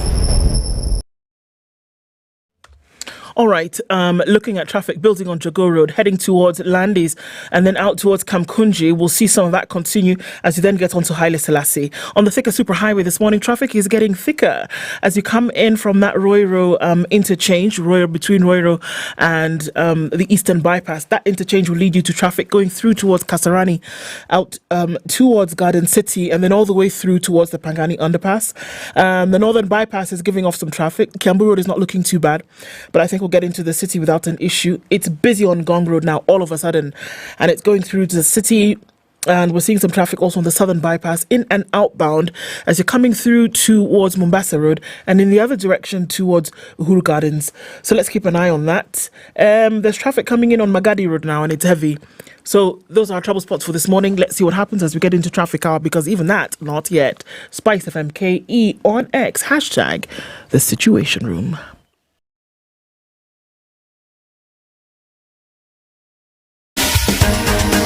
This is The Situation Room, the home of hard-hitting political commentary and penetrating insights about the state of the nation. This is a talk radio experience like no other. The Situation Room, a place for hard truths, debates, and elevated conversations. The Situation Room, witty, political, engaging, deep, controversial. In the room, we have C.T. Muga, researcher, academic, seasoned political observer, a fountain of wisdom in these politically uncertain times. Ndu Okoh, Nigerian by birth, Kenyan by choice, communications expert, Pan-Africanist, a truth seeker and believer in people power, and Eric Latiff, agent provocateur, the man in the chair, seasoned journalist, news hound, a man who believes in punching up, not down. This is The Situation Room, the only way to start your day. It's 7 minutes after 7. Good morning, and thank you very much for tuning in to Kenya's biggest conversation. This is The Situation Room on SpiceFM, on KTN Home, on YouTube, on Facebook, on X, on TikTok, on Radio Garden. It's not a radio show. It is what? It is a show for the world. And we thank everybody for all the support that you're giving us. And also we want to acknowledge that we have been recognized. Yeah. We've been recognized as the fastest growing radio, English radio, in this Republic of Kenya. Can you believe it? Yeah. I want to say it's all thanks to you for tuning in and also for being very active listeners and consumers of our content. Indeed. We have been recognized by Star Brands East Africa as the fastest growing English radio station in the country. Yeah. But they also know that the Situation Room is not just a radio show. It's just a show.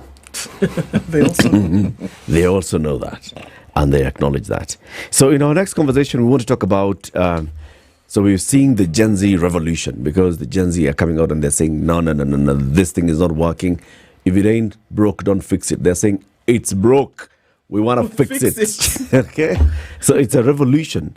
But then what role do we have? We, their parents, their elder brothers and sisters, and their uncles and their grandparents. What role do we have do we just sit back? Can we now, can we participate in this conversation? And that's why we've invited Wakili Paul Mwangi. He's the Chief Legal Counsel for the Azimio Coalition. Wakili, good morning. Good morning to you. How are you doing? I'm good. Good to have you here. Thank you so much. I've not been here for a number of years now. Yeah, Buana. Yeah, it's been a while. Yeah, but it's good to be back. It's good to have you here. Thank you so much. We'll welcome you with a message from Britain, and they have a money market fund. And they say, you know what, instead of just having your money and keeping it there, like that person who went and dug a hole and buried the thing, the story, the parable of the five, are they five or are they three? There were 3 talents. That guy went and dug, and there were 3 men who were each given talents. There were 3 men with talents. Yeah. One buried it. One went and just did there like this. Yeah. Safekeeping. Yeah. It is for safekeeping. And then the other one did what? He went and did Ukarabati, doubled it. And the other one did what? He multiplied it. Forget Ukarabati of doubling it. He multiplied it. He multiplied. Yes. So the one who multiplied, Paul, went and opened a Britain Money Market Fund. I'm actually have a small thing at it's called America. Yes, that's what they call it. Yes. I've not had anything to add up to it, but I've been introduced to it. At least you started. You know. At least I started. You know about it, you know. Yeah, God willing, if this economy wakes up, we'll have something to put. Very good. The thing is that every time you are given new talent by the Lord, use it. Reka Marika is a Britam money market fund or Britam Smart Yield. And if you'd like to get more information about that, SMS the word SMART, SMART, to 21778. That's SMART to 21778, or visit ke.britam.com. That's ke.britam.com. Sio ni mwana mzuri? Kabisa. Sio mzuri? Nimeona hivyo. Yeah. City. Give Wakili the day's proverb. Our proverbs for this week come from the Union of the Comoros. We determined that for the coming weeks we'll be looking at island nations of Africa. Last week we were in Cape Verde. Yes, Cabo Verde. Cabo Verde. The week before that we were in Sao Tome e Principe. Very good, yes. And this week we are in the Union of the Comoros. Why it's called Union? Because there are 10 volcanic islands that form this union. So they're islands and they're independent. That is a story for tomorrow. Okay. They have a president, and then they have a president of assembly. It's a very interesting country, this one. And what they are called, the things we call this. Whenever you hear of a democracy, you assume it all means the same thing. Unfortunately, it does not. No. These, for instance, this government is called a unitary presidential republic. Do you know what that means? Unitary presidential republic. In many cases, when you hear unitary, it tells you that yes, they have a president, but their form of government is more or less shared, and it's not shared quite in the way you'd think of the way people share government, whether you distinguish it as say this is a parliamentary system of government, this is a presidential. They have a president, yes. The next level of power is actually in parliament. So you hear of the president of parliament. So that's the next level of parliament. Now, can you imagine what sort of situation they must be in? Well, when you have many islands together and you want to share power, it becomes very, very difficult for you to actually decide, okay, now you've got president, this guy becomes vice president. Okay, so why does he become vice president? Why don't we have a vice president? So you get the impression that they've molded this government of theirs to suit their needs. All right, let's continue the proverb. A slippery person is not a king. A slippery person is not a king. Paul, what's your interpretation of this? When you heard City giving us that proverb the first hour, we were holding our papers because we were just about to start looking at the headlines in the papers and the headline in the Standard.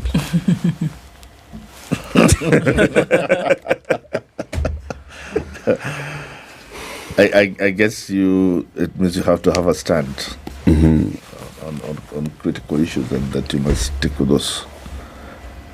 But it's also said that you must be able to change, adapt. So it cannot be 100% that you cannot be static also. It can't be too static. Can't be too static. So that also has to have some exceptions. You must have a balance. Yes, and sometimes you might be required to change entirely. Okay. What are we seeing in the country? Are we seeing leaders who are changing entirely, or are we seeing leaders who are, adjusting to the times? We are not adjusting. The citizenry is adjusting. People are really beginning to understand what are the changes that are being required, and it's more. First, even before you get to the nitty-gritty of the changes that are required, it's a change of mindset and how we are supposed to perceive our republic and the rules that govern us. And I think that change is happening.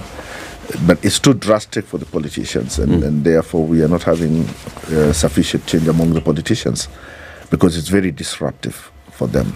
So they are not adjusting well to this. Do you think that actually so what's happening with the citizens? What is this drastic change? We're calling it a revolution. What is this revolution thing? Are the citizens actually aware of what they are asking for, what their demands are, what their expectations are? What they're asking for is the same thing that citizens have always wanted. So they're not saying anything new. They're not introducing new, which is very different than if you were talking about, like when we were talking about change of systems and you're saying we're going to stop single party state and go to multi-party state. That was a really drastic change because we were getting rid of, we are bringing totally new concepts in terms of political governance. This time we are not being told to adopt anything new. In fact, Gen Z is saying, implement the constitution. Let's follow our constitution. And this is a constitution that was passed, when they were toddlers, literally. That's when we passed this constitution. They've met this constitution, and that's what they're fighting for. So they're not introducing anything new to us, but they're challenging us to live to our own mantras, to our own ethos that we saw, that we want to adopt. Okay, I mean, it just, as we look at how things have been playing out, and then of course we hear different remarks coming from different sides, it may just kind of, give a convoluted message now. And in as much as the remarks coming from the president over the weekend may have angered a number of people, there's something that he's saying here that I think we need to try and open up a little bit. And would it mean, essentially, that without support from an external party, that the very things that are being said, implement the constitution, do what you're supposed to do, rid the country of corruption, would it mean that without help or without external support, that these messages would not come from the protests that we hear? In terms would it mean, the president is saying very clearly that what we are seeing today is being supported externally. But we're saying that there's a message that's coming clearly from these protests.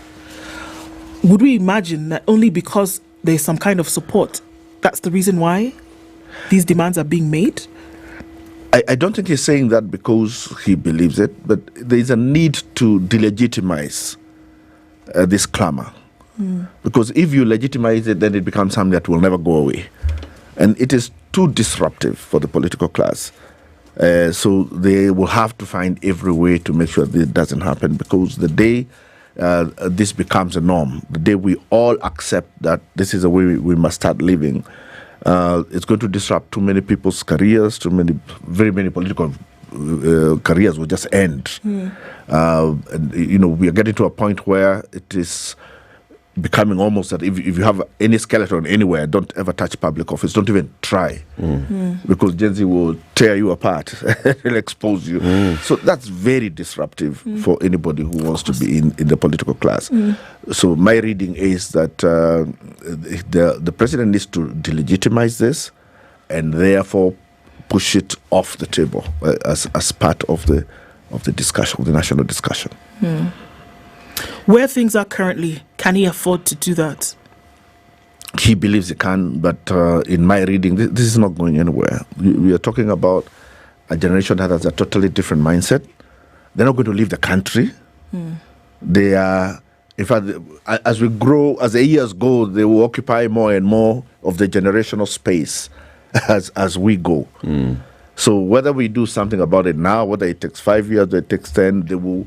And more of them are coming into the space in the millions. As we leave. If you look at the numbers of demographics, the people between above, say, the age of 50 in this country, we're minority. We're a minority. We're 20% or so, even less. So these people that we're ignoring are actually the country. So how long before they're all over the place? They already are. So we are just, I think, delaying the day of reckoning. But the day of reckoning is here. It's space holding. Yeah. Yes. Sorry, but there are certain things that are being asked for. Excuse me. One of them, the biggest one being corruption. We see corruption across board, and that there's a demand to say that you must deal with this thing. And if you don't deal with it, this is the problem that we are seeing today. Why would we have a situation whereby, again, going back to the comments that were made over the weekend, you asked me to do this and I did it. You asked me to do this and I did it. I said I wanted to meet with you, and then I came to the spaces where you were and then you left. We hear things like this across board, and he said it's not possible. If we can, for a moment, be in the position in which the president is today, and say, well, you've asked me for this and I've opened it up a little bit. I've asked to meet with you, but I do not know who you are. He said this very many times. I do not know who you are. I do not know if you have a leader. I don't know where to find you. I came where you said I should come. I did not find you.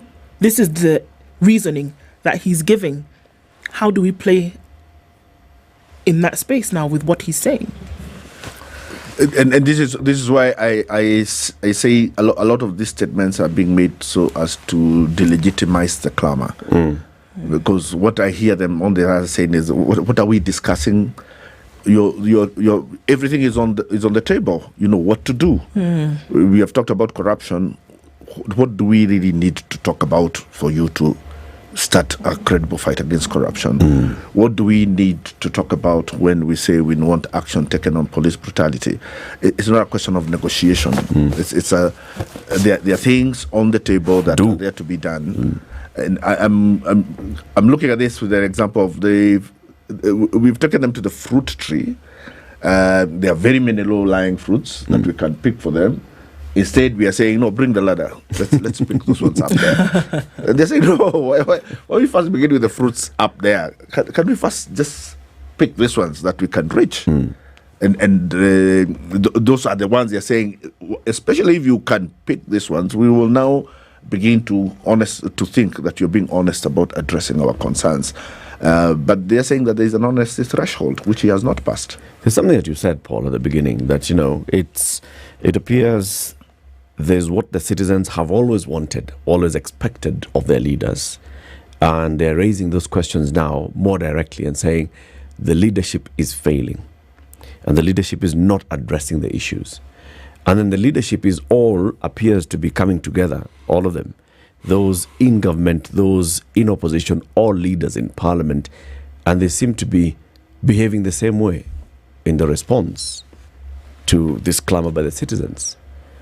When they met at the steps of KICC and they said, all right, so one of the things that had been demanded was IEBC. So here we are signing IEBC. As you all know, it's a product of negotiations, and we are here then. Then the next phase is now going to be talks. People reacted against the call for talks. And the leaders then, including your Azimio leader, Raila Odinga, and the others, were caught here between an area that they thought that they knew, and then they realizing that they don't really know this area that they're in, where talks have been rejected by the people. And they're still coming back to say, no, but we need to find a way of talking. And the people are saying the same thing you're saying. Talking is ladder. Here are fruits. Pick fruit. Do. Start eating. Do. Yeah, just do. Just do. So is it that all leaders, all of them, are actually not hearing what's being said? The word talks and the unfortunate word dialogue it's now become a dirty word in the political lexicon. But it's meaning different things. At some point, it means that there is going to have to be some kind of engagement, which will have to come at some place, because all this has to culminate towards something that's long-lasting. But it's also being used by others to be an opening into entering some kind of political deal. So there's what I personally understood Raila Odinga to be saying is that somewhere along the way we are going to have some form of engagement to find out how we solidify this. But what people had was something different. What they had is that we are going to strike those political deals. And his words were also taken by those who want those political deals. And they say, no, even the boss has agreed. We are talking. And therefore, let's go ahead with our deal. So you're saying the people misunderstood Raila the first time? I do know that his position has been and was, even when he said so, that we must have a way to have an engagement towards the end of this somewhere. He might have jumped the gun in that this might not have been the appropriate time to bring up that issue. But we're down this road, that issue will still crop up somewhere. But Raila was not talking about down this road. At the steps of KICC, the president said Monday. Raila said Monday. Yes, and I say that because I know they were all talking about, next week we are starting talks. 150 delegates, 50 of them youth. The other 100 to be divided between this and the other. They were all clear on the talks. Yes, and the question was to what end? And I think that is the problem. To what was the objective of these talks? Is the objective of these talks so that we end up with a political deal, or is the objective of these talks so that we find out where the end game to this is going to be? According to the words of the president, it's the objective of the talks is so that we end up with a deal. It's formation of a broad-based government. Those are the ones that the president used. And I think at some point now, and even the current developments are showing that the misunderstanding is becoming clear. The misunderstanding was even in proposing the talks, because it's like Raila Odinga and the president decided that this is what they wanted, and the people they were deciding for had completely other ideas. Yes. So how was this even going to begin? How are we going to begin on this path of finding a way forward when it is you who has made the decision, instead of asking, okay, we have a situation here, how would you like us to handle it? See, they were going about business in the manner they are accustomed to. And here's a group who have shown with great clarity that is not the way they want to do their business. That's why I'm saying that what is happening is very disruptive to the political class, because they are being asked to do things in a way they're not used to. It's odd though, because if I look at the history of Raila Odinga, disruption is something he's quite familiar with. He has been very disruptive. Extremely disruptive. This is not new territory to him. It's something he understands with great clarity. In fact, understands it better than literally almost all Kenyans. But this one, this is a totally different space. Nobody got this memo. That's one thing we must all agree. But Paul, think about it for a single second. I was thinking about it over the weekend, and I was thinking about how it is that groups of individuals that led up to the formation of Ford, who knew full well what it is that was likely to happen to them if they opposed the government, went ahead anyway and suffered as a result of it. They knew. It's not that they didn't know. They had seen it, but they continued. Now, in many ways, the disruption was actually in their own personal lives, because they suffered personally and their family members also suffered. Now, when we come to this, that brought us to the space where we are in, where we actually now have in our constitution the space to do the very things that were being fought for then.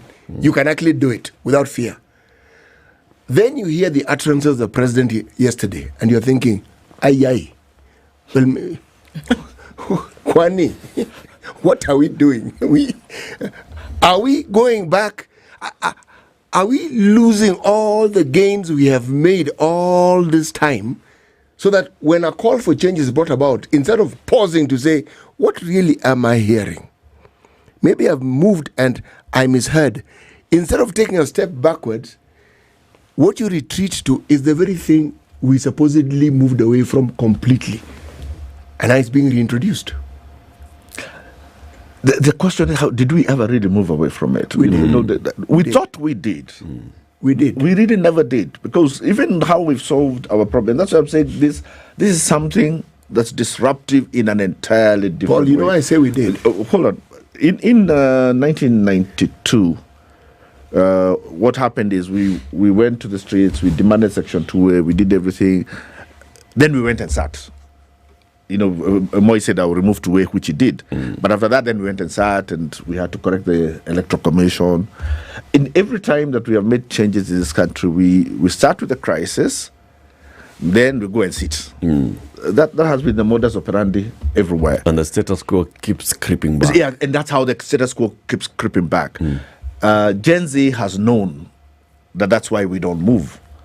And they have said, no, this time we are not doing it that way. Where but the guys they are telling don't know any other way. And they have to relearn now. Actually, they do. They are just reluctant or defiant. All the things that you say are true. Then we did something which was unthinkable. We got a new constitution. Now, we now have it in written form that this is the way to go, so that when someone abrogates it, it's clear what you're doing. Yeah. There's no ambiguity. So when you say this is what should be done, we don't argue. We simply go and say, Nani, this is what it says. This is the manual of operations. And I think, City, the issue here is that we have a new constitution in letter. We have a new constitution in spirit with the people. We have a new constitution in letter and not in spirit with the political class. Yes. Because they believe that they brought the constitution. It's their thing. They wrote it. They didn't really read about it, so they wrote it. They know, that thing says some these things here and there. But they believe because they wrote it, they can bend it. Yes. And that's where the arrogance comes in. So now, with this whole disruption coming from the other side, they are the ones who were on the other side anyway, the other time. And they got this constitution. So they know the full answers to this thing. So they think. So they're not hearing it. And maybe they're stuck on that end. Let's take a break. We continue shortly at 29 minutes to 8. Kenya's biggest conversation is hosting Paul Mwangi. Wakili Paul Mwangi is Raila Odinga's lawyer. He is Chief Legal Counsel for the Azimio Coalition. He's here this morning. We are asking ourselves, so there's a Gen Z revolution that's happening, yes. And then there's the parents, the elder siblings, the grandparents of the Gen Zs. Do we have a role in this thing? And what's our role in the entire revolution? Good morning. This is the Situation Room, the only way to start your day. Are you ready to unleash your creativity and dive into the dynamic world of media?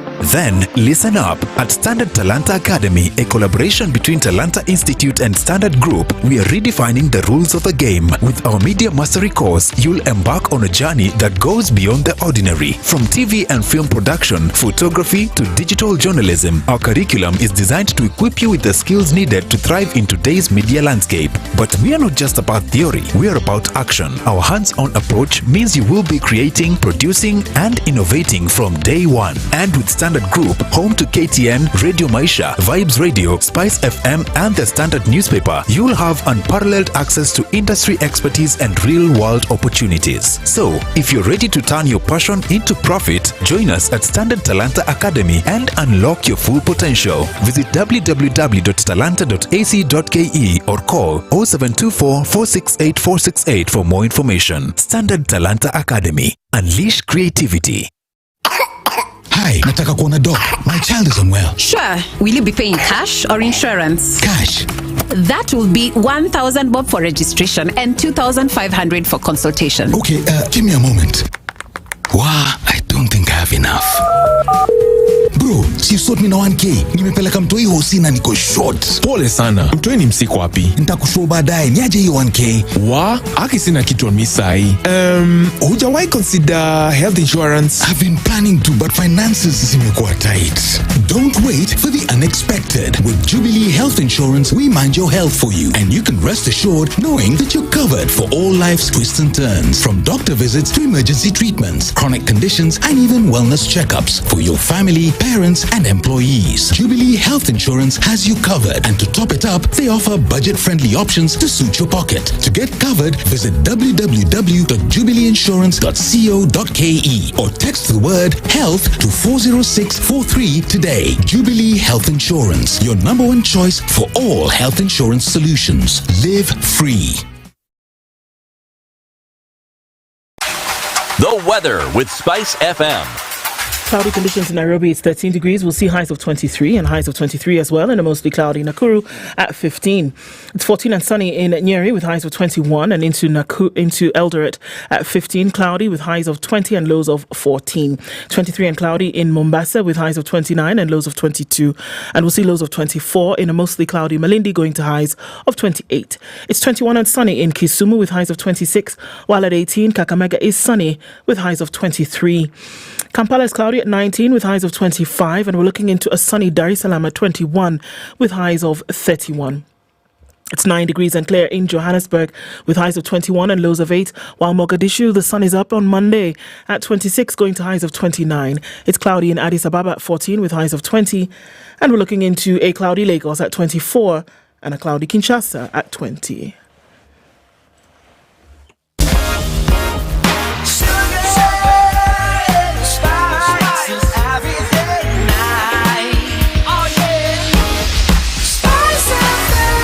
spice up your life.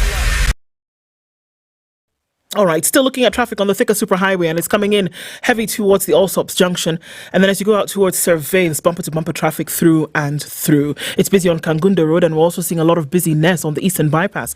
Heading towards Outer Ring at the junction, and then beyond that onto North Airport Road and out towards Cabanas. It's busy on Magadi Road, very busy on Magadi Road today, notably for a Monday.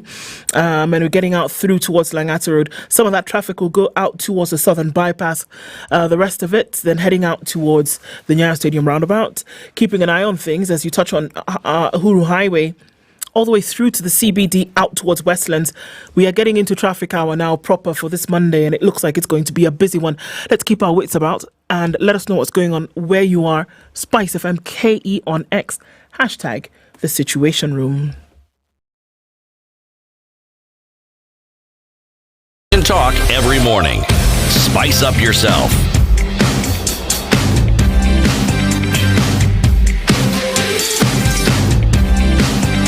Mornings done right.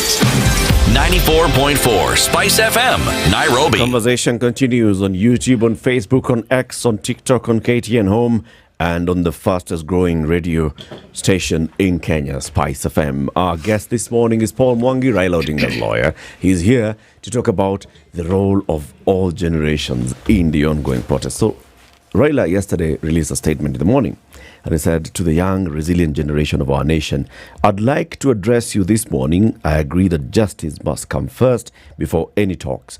Towards this end, I stand with you that there must be a compensation for every victim of police brutality, dismissal of all protest-related cases, release of all abductees and those in jail, resolution of outstanding healthcare, that's healthcare workers' welfare, and education, JSS teachers' grievances, a reverting of our public healthcare insurance back to NHIF, and discarding and chief prosecution of all security sector perpetrators who facilitated atrocities on peaceful Kenyans. Once these issues are resolved, we can focus on a national conversation and conducted transparently in a neutral venue.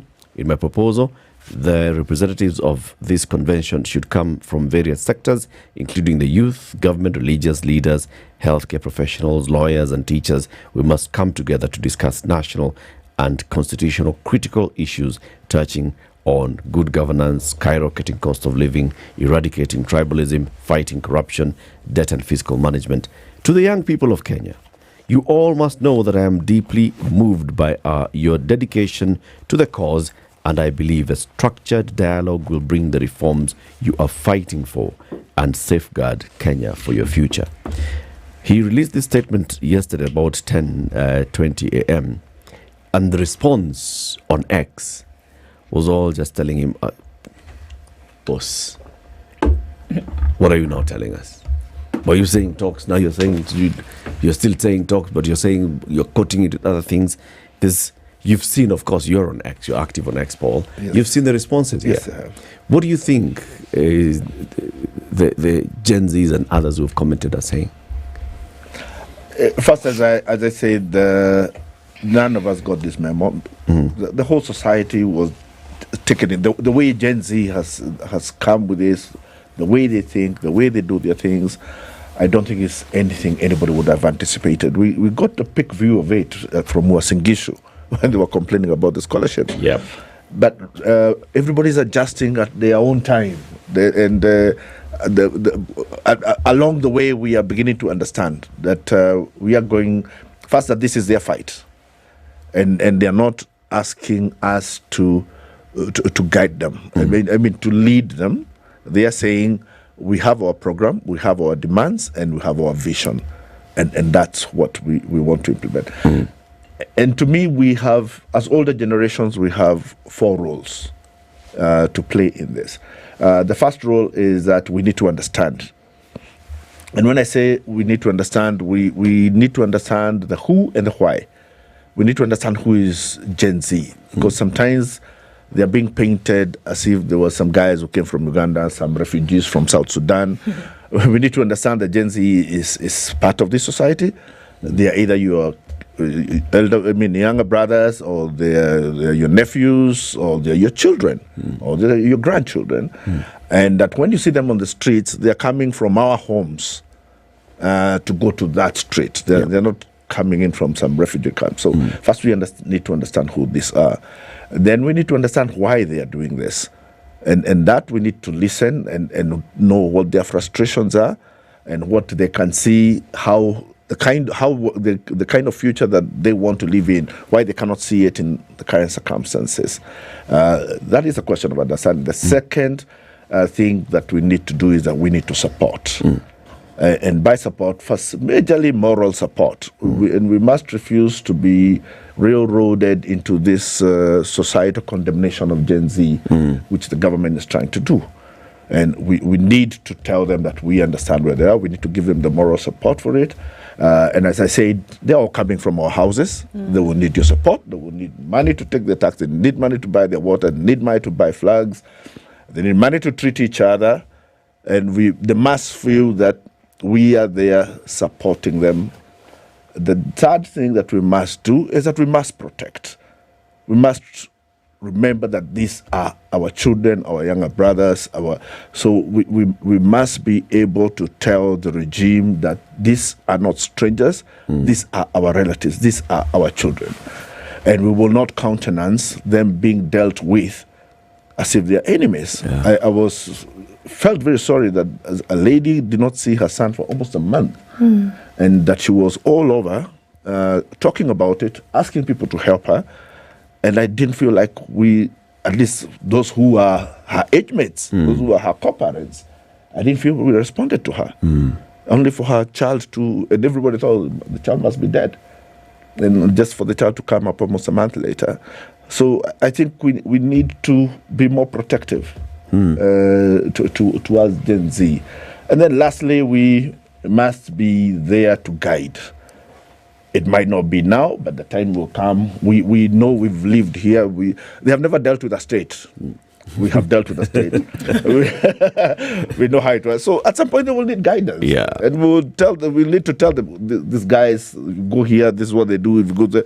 So at some point they will need guidance. At some point this thing is going to get to a place where they will become even more politically engaged. Even at that time, none of them have been in this field. So from different circles, they will need guidance. And to me, those are the 4 practical things that I think we should concentrate on doing. Thinking of this, I think the guidance bit, this seems to be where we are jumping. We are starting from the end of guidance and then coming backwards into protecting them, supporting them, and understanding them. Because the one thing that, as adults, maybe that's what we're used to doing.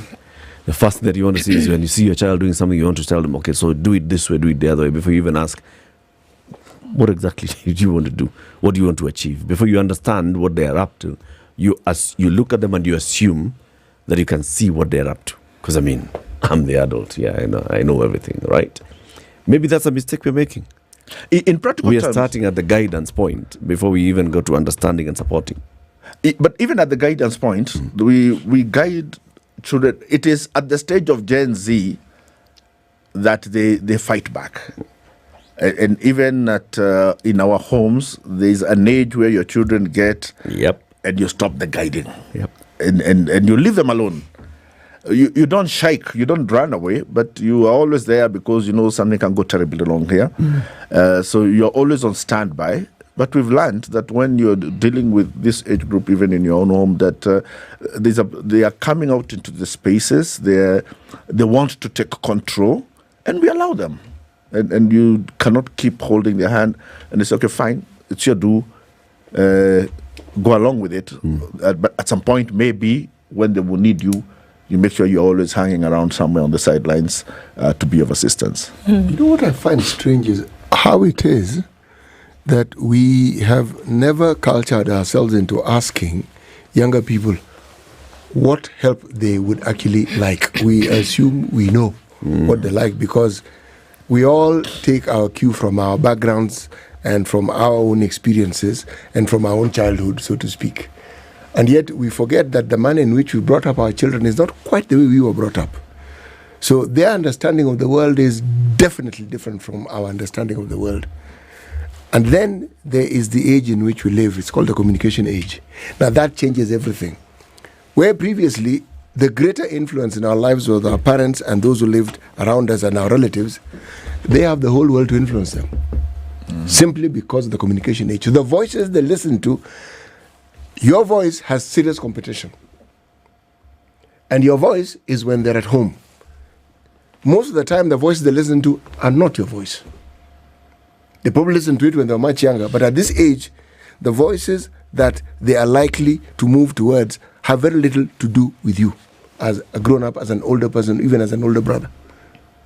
So how do you then gravitate and mature? Because now it is a question of, are the parents willing to grow up? Because, yes, when you have children, you assume children will grow up. But parenting requires you to grow up also. Are the parents willing to grow up and to keep up with their children? Because if we don't keep up with them, then they won't be the lost generation. We will be the lost generation because they have all the time in the world ahead of them. Our time is short.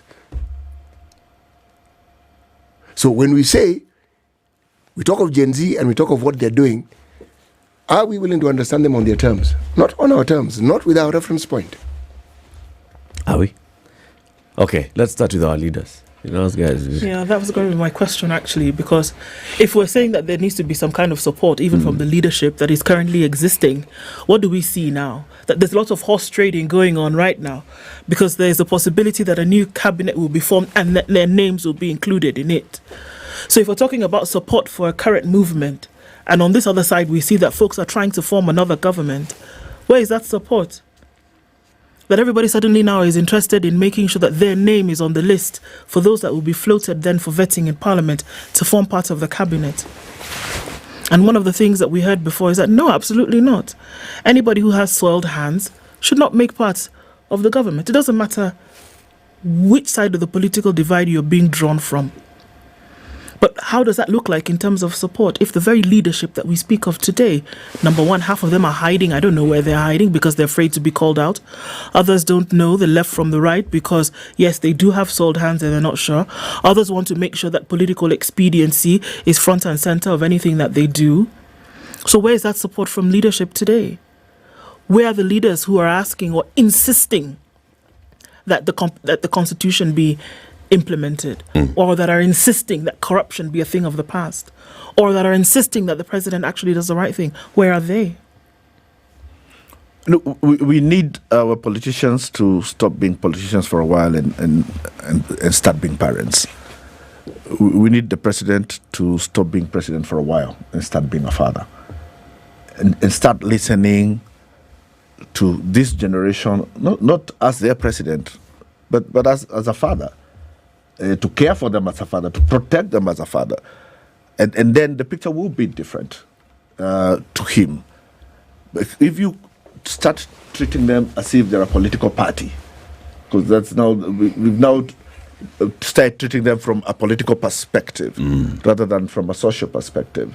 If we start looking at really them in sociology and realizing that this is the future, for real, you don't know, sometimes we say like it's a joke, but for real, these are the guys who are coming to take over the country. What kind of country do you want them to create?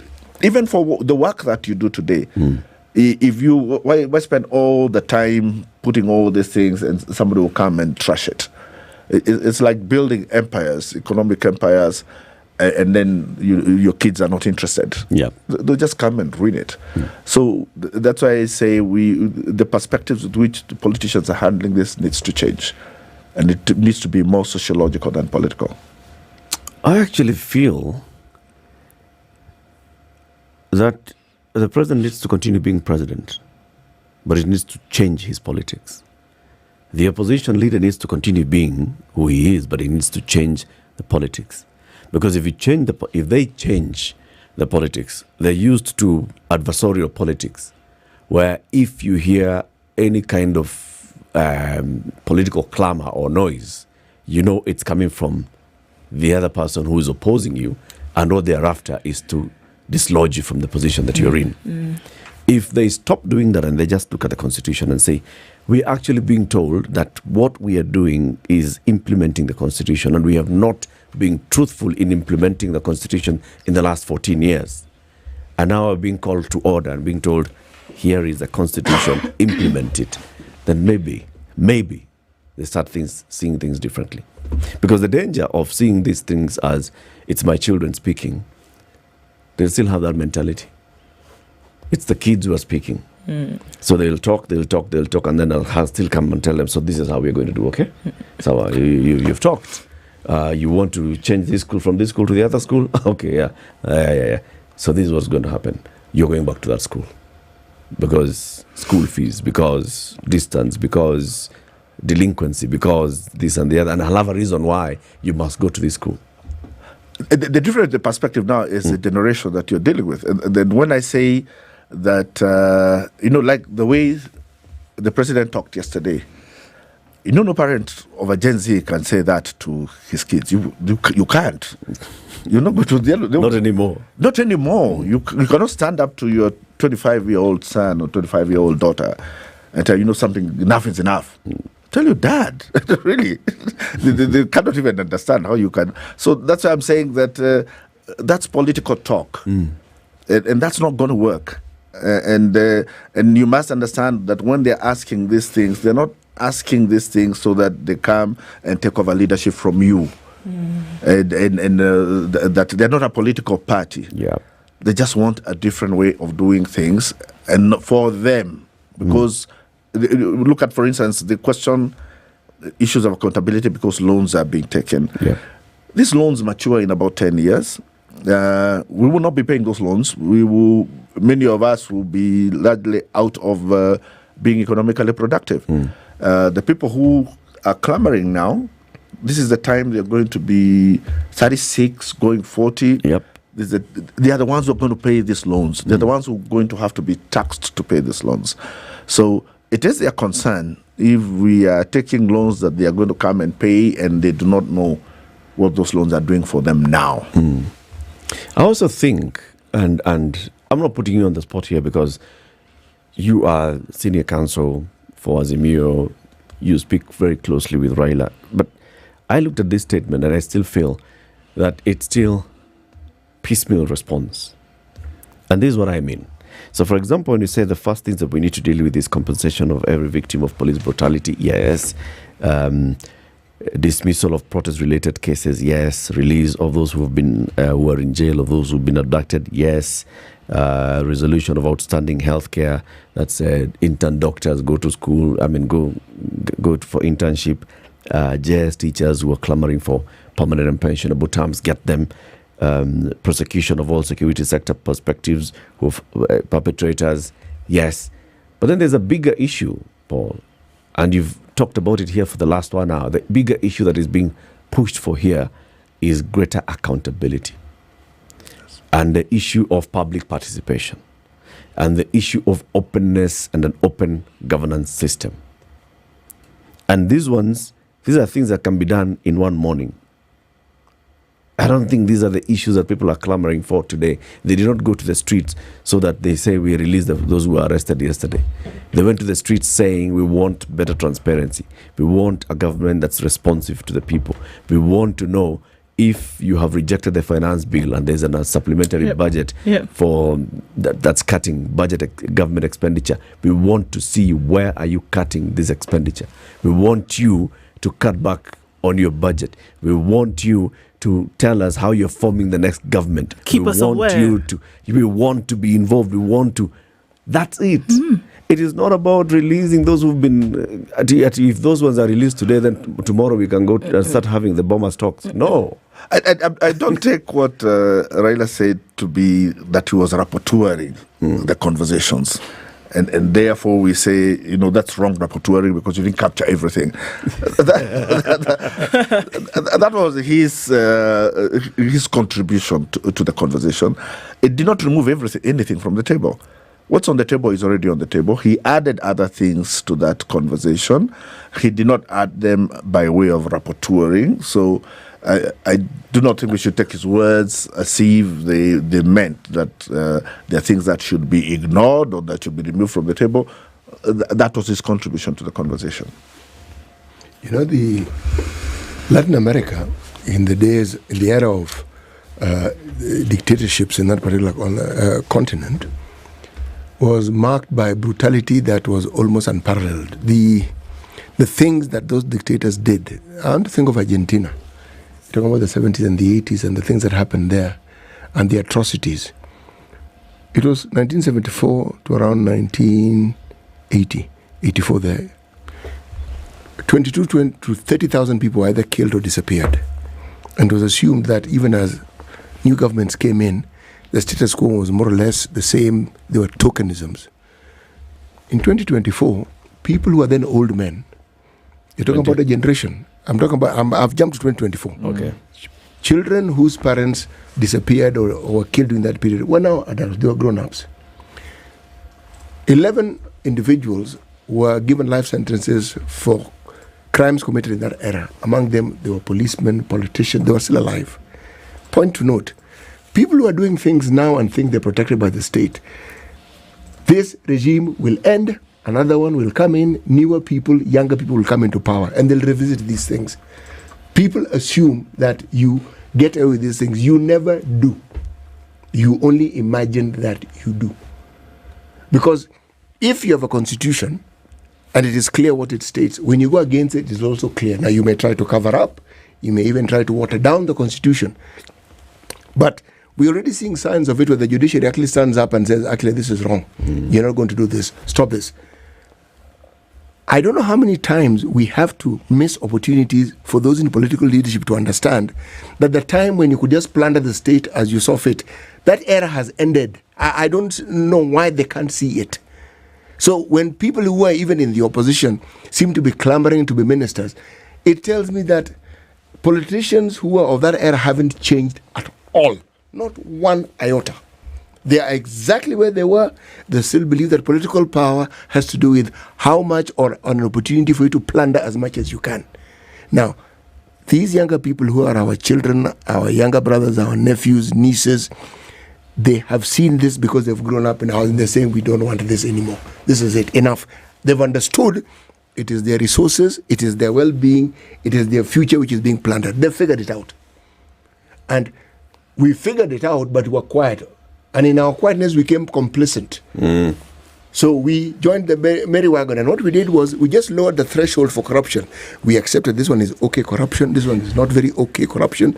And that's what we've been doing.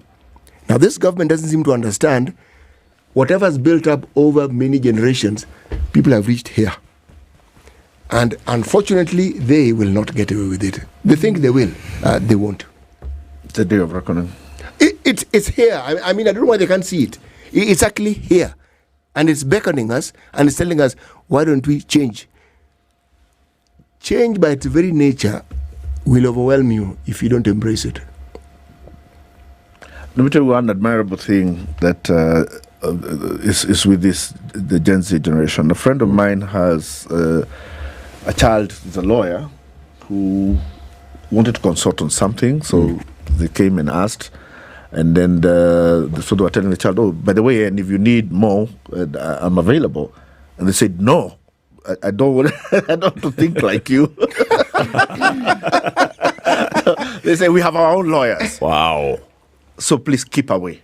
If we need to hear anything, we will listen to the lawyers of our generation because they look at law through our eyes. Yeah. And that's a very, very profound statement that has been made there. Paul, thank you very much for joining us today. We look forward to having you again soon and for more conversations. Thank you very much. Paul Mwangi is the Chief Legal Counsel for the Azimio Coalition. He has been in these spaces for many years, in the clamor for constitution, for better governance, and you're still at it. And now your children have taken over. And we are happy. Yes. And we must, as I said, we must support them. Yes. Sit back and support. Yes. Okay? That's what we are supposed to do. Keep it here for more conversations. In the next hour, we have the Member of Parliament for Westlands, the Honourable Timonyonyi, who will be joining us. We'll also be talking about this new style of and shape of politics. What does it mean? 8 a.m. Good morning. Sugar and spice. spice up your life.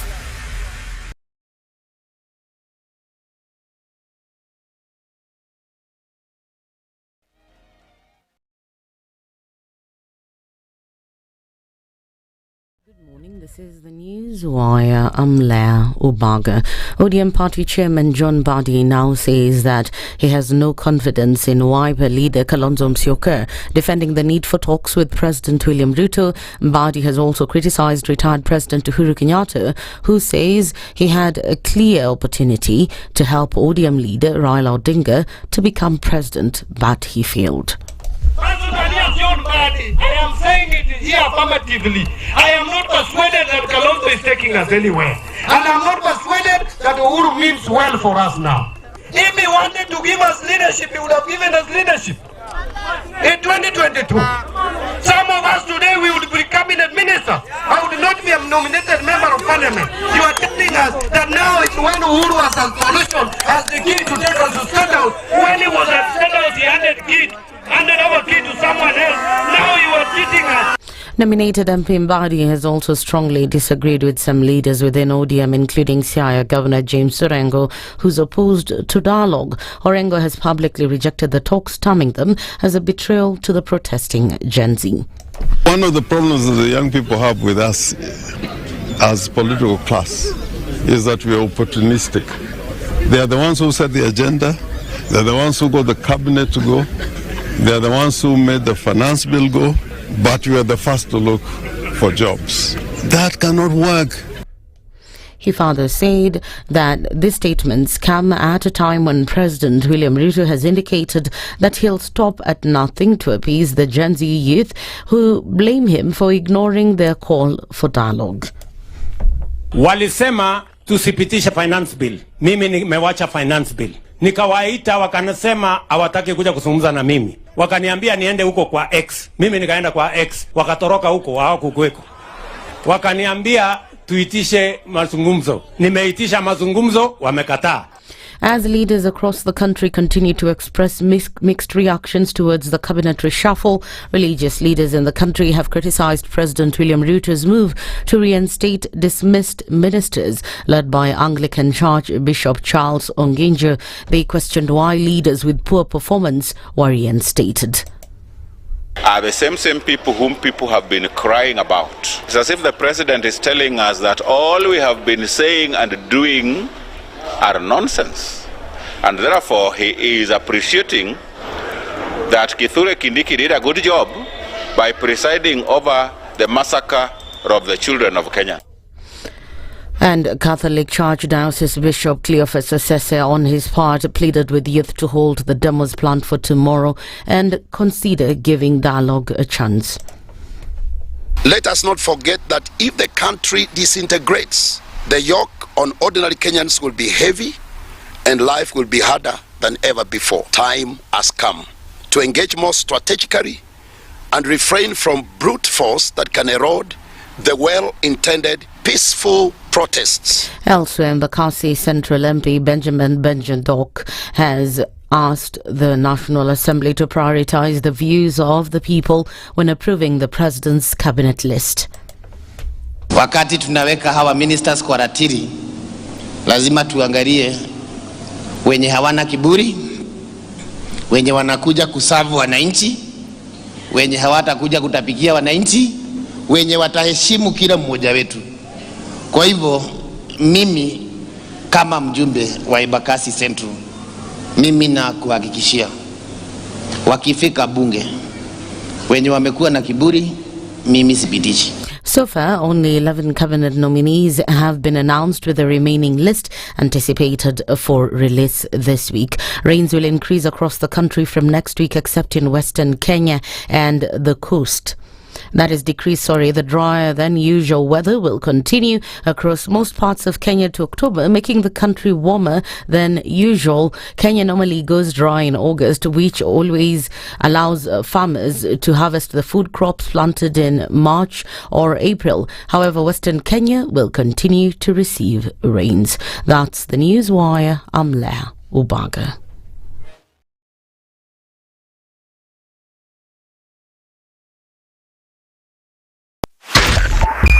102.5 Spice FM, Kisumu. At a few minutes after 8 o'clock, traffic still continues in the city this morning, and it's really heavy coming off the Thika Superhighway out towards Vey and then towards Muranga Road, which, as you get towards the Globe Cinema roundabout, is very busy. It's also busy now on Kiambu Road, all coming in from the northern bypass. And we're looking at traffic building on Langata Road.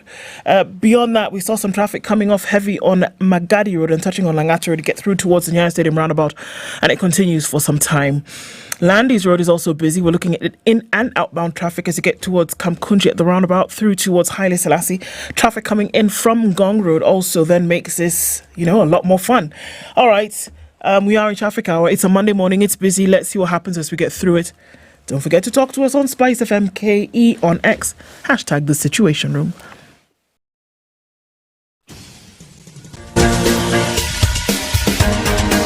This is The Situation Room, the home of hard-hitting political commentary and penetrating insights about the state of the nation. This is a talk radio experience like no other. The Situation Room, a place for hard truths, debates, and elevated conversations. The Situation Room, witty, political, engaging, deep, controversial. In the room, we have C.T. Muga, researcher, academic, seasoned political observer, a fountain of wisdom in these politically uncertain times. Ndu Okoh, Nigerian by birth, Kenyan by choice, communications expert, Pan-Africanist, a truth seeker and believer in people power, and Eric Latiff, agent provocateur, the man in the chair, seasoned journalist, news hound, a man who believes in punching up, not down. This is The Situation Room, the only way to start your day. 7 after 8, thank you very much for tuning in to Kenya's biggest conversation, The Situation Room, on YouTube, on Facebook, on X, on TikTok, on KTN Home, and on Spice FM. Ndu? Yes. Look at this. I know. Look at this. Star Brand's fastest growing English radio station in Kenya, Spice FM. Imagine. Ebushika. Nishike. Not one of the fastest growing brands, the fastest. The fastest growing radio. The fastest growing English radio station in Kenya. Yeah. Wow. And then it doesn't just come with a plaque, but yeah, feel how we feel. Wow.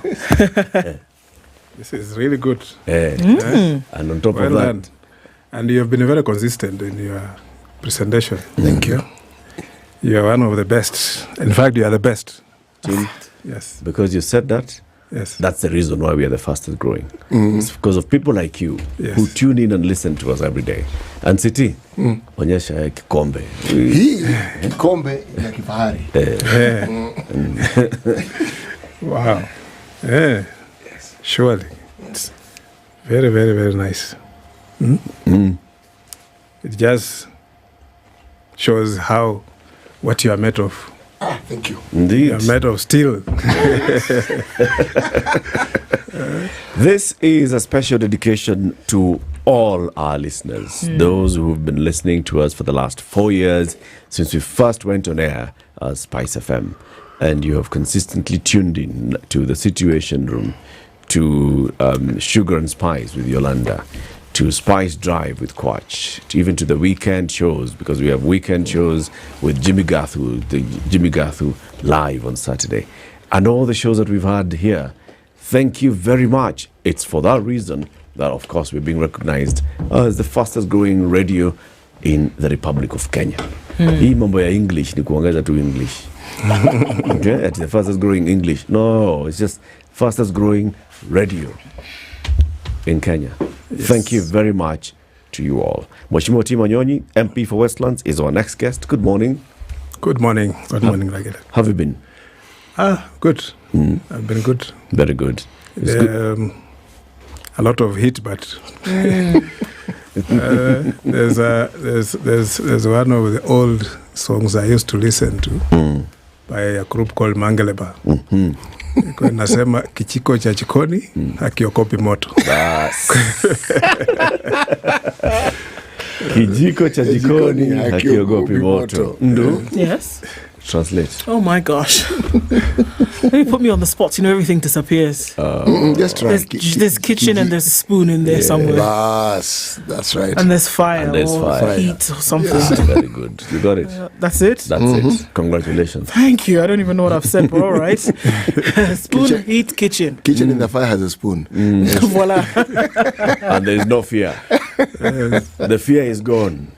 The fear is gone. Okay, I think so. When the spoon is in the kitchen, the fear is gone. Yes. The spoon in the kitchen doesn't not fear the fire. Voila. Okay. See? They will not believe. They will not believe me. Please tell Mheshimiwa about Britain and the money market fund. So, you can imagine when you're looking at a situation whereby, okay, how are you going to make it so that you can turn a little bit of what you have into something bigger, right? Then in steps Britain. And Britain says, you know what? You can have a target. And Britain offers you an opportunity in the short term, in the medium term, and in the long term, investment solutions essentially that can provide high returns.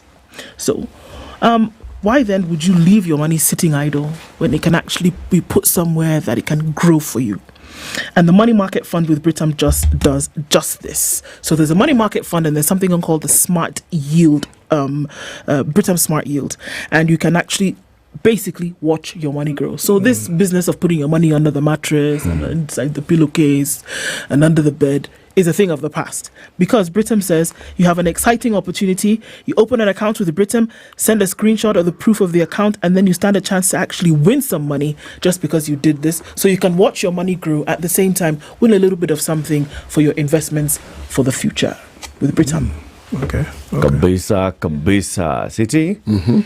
The day's proverb, tafadhali. Yes, our proverbs for this week come from the Union, the Republic, the Union of the Comoros.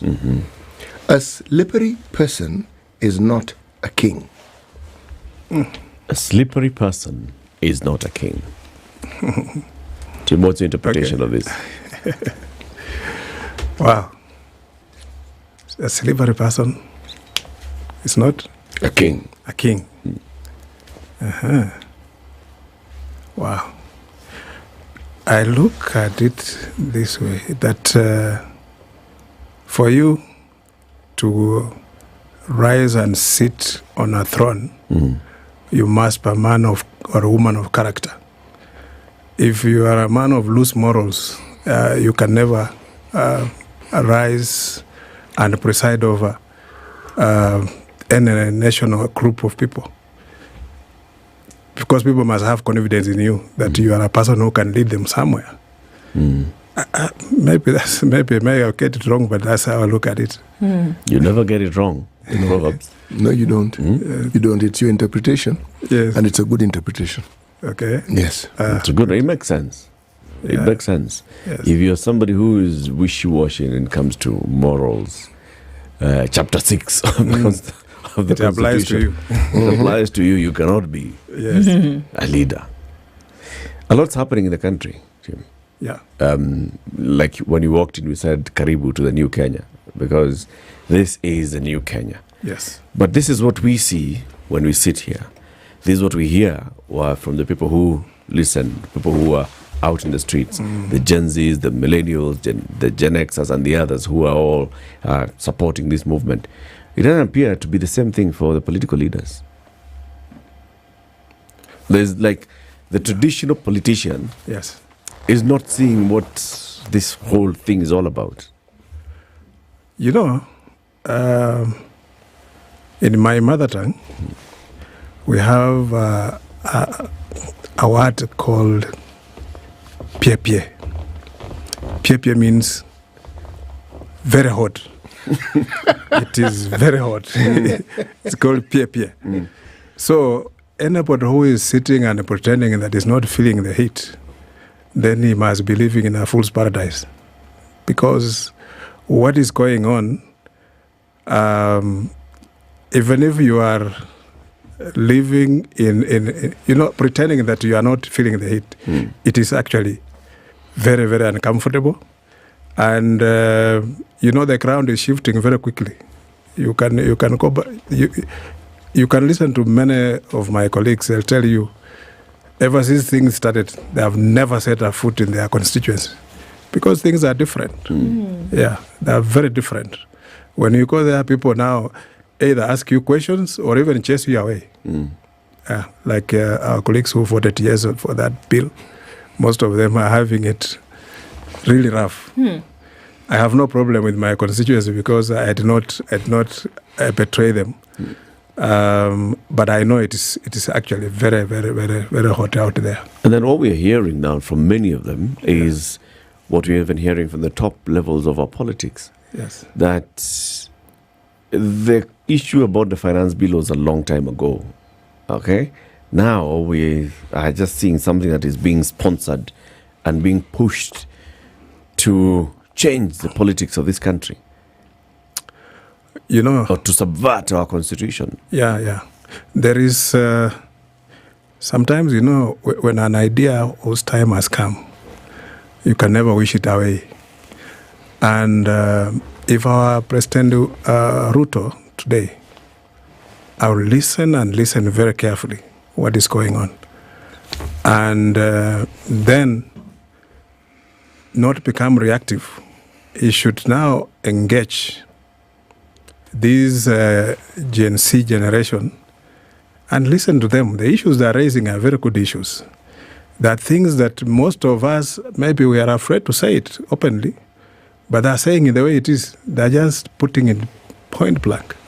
And the president must now even summon his courage that this is time for him.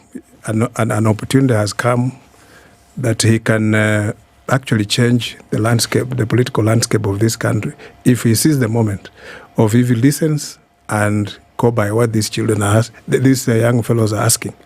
Because it is not an ordinary thing that young people have come on the street and they don't care. You know, they're saying, even if you kill us, we are not going to stop coming until we get you to listen to us, until we can to change things, the way things are done in this country. Because we are just assuming that all is well, but it's not well. It's not. From a leadership point of view, I think it's interesting, Mheshimiwa, that you noted that those who may have voted yes and have, then not been able to go back to their political strongholds, their homes.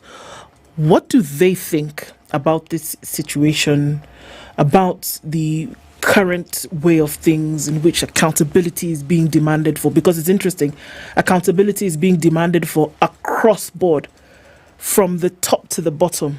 Yeah. What do they feel about this? Yeah, because our constitution provides that Article 1 says that the power is with the people and they can use it directly or delegate it. And that delegation has been given unto us as members of parliament, county assemblies and all that. But if we are not using it properly, they can recall it. And it's within their mandate that they can do that.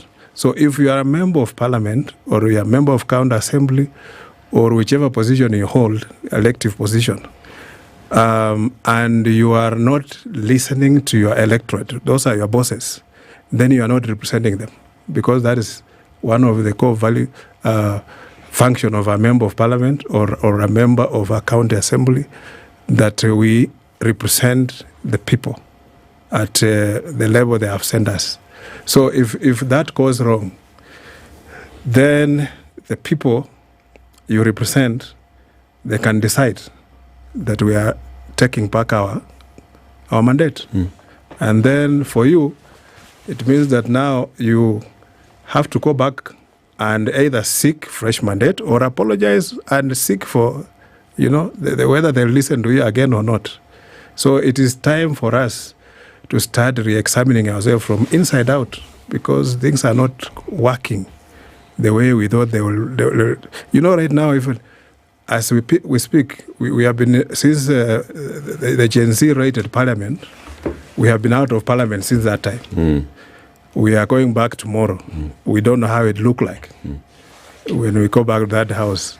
Because right now, these guys are going to put us on a radar. They'll be listening and watching your action.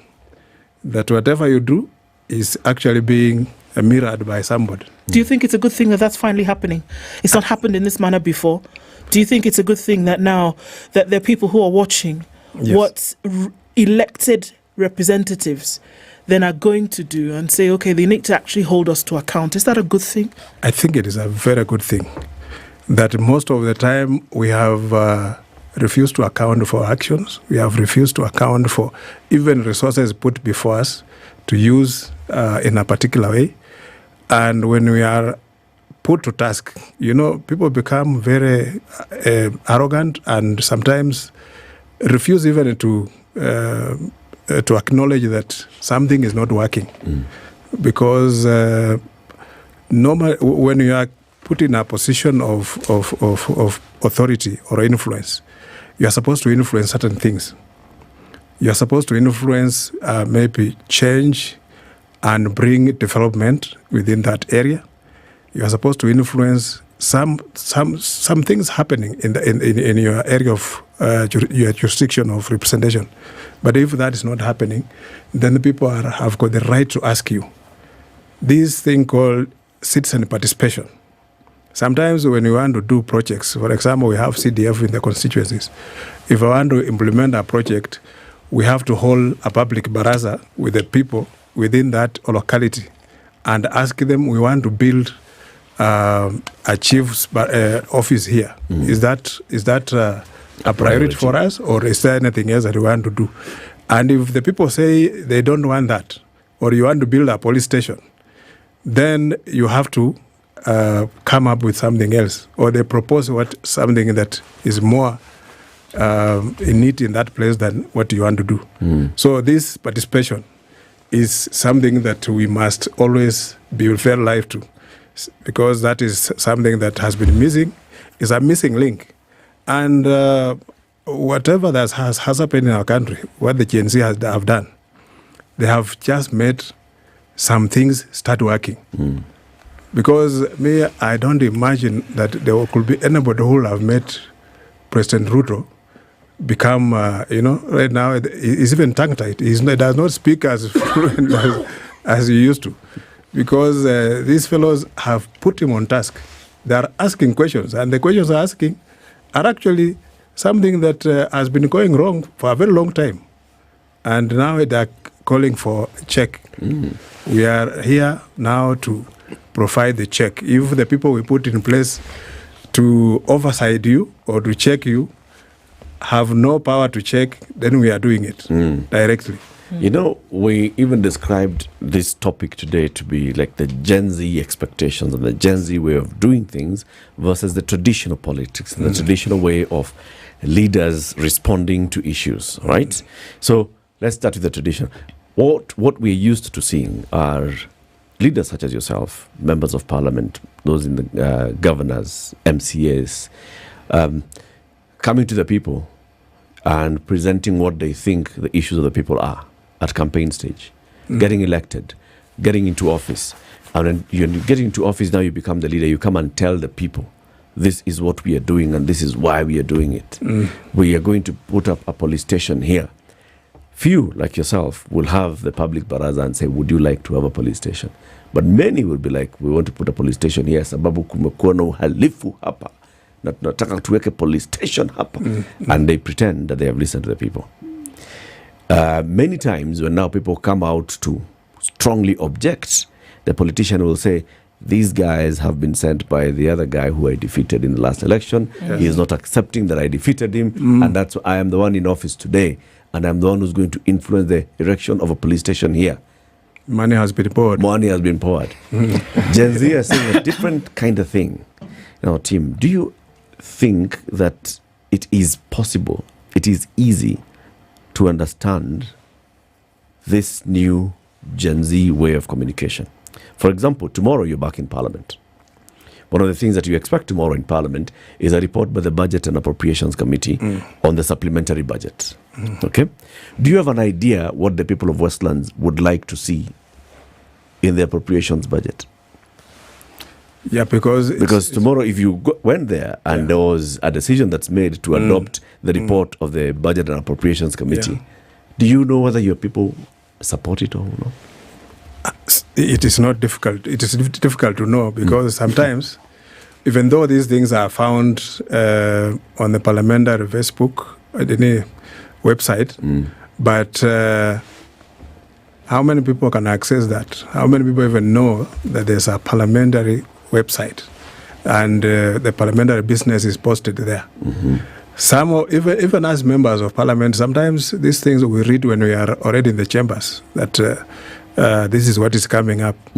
A committee report that is coming for debate, it is brought to you when you are already on the floor, when you are already in the house, in the chambers.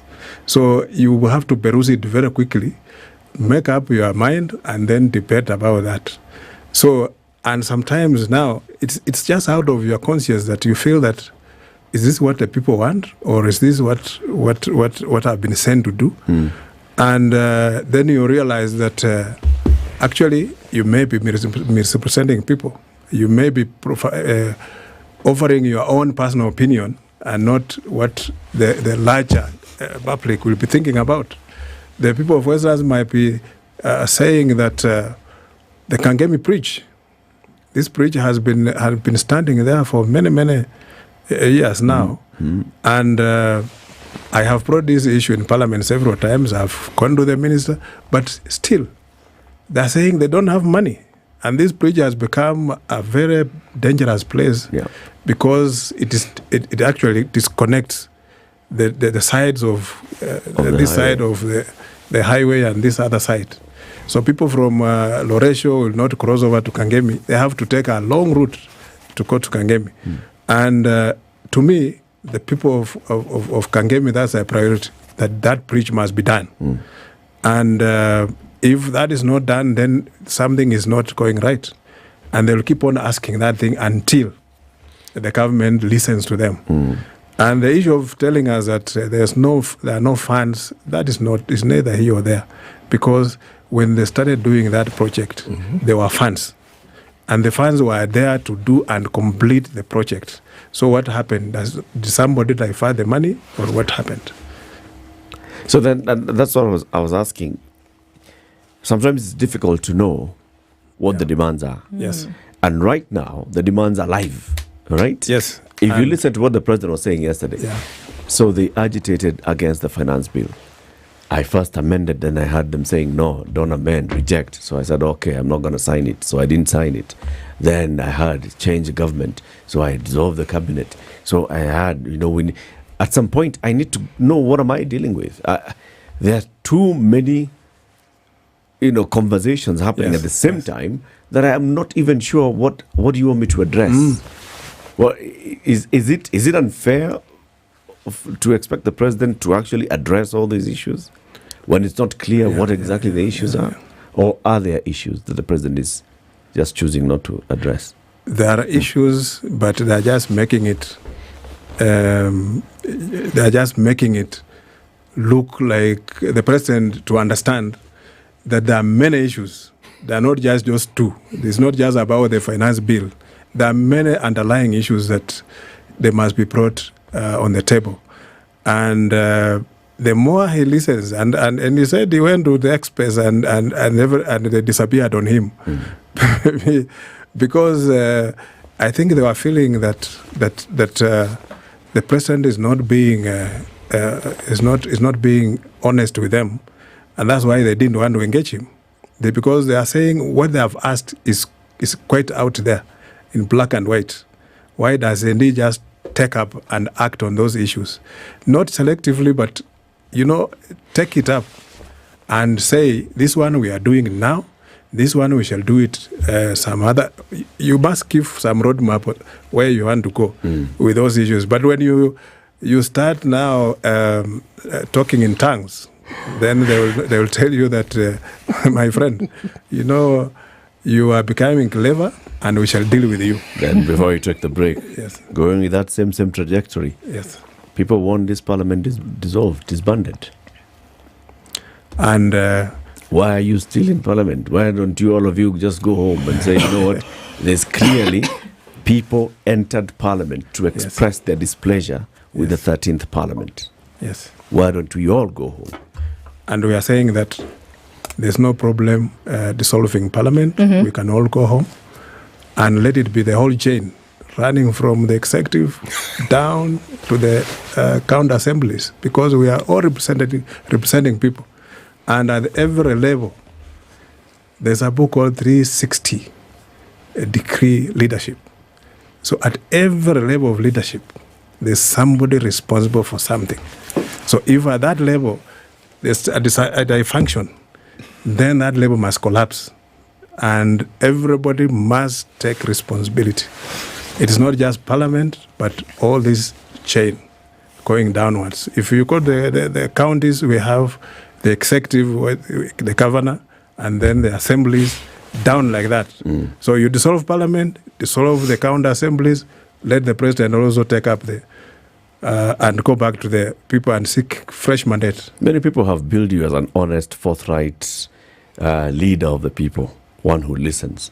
Are you prepared to take this as political responsibility and say, you know what, people don't have confidence in the 13th Parliament.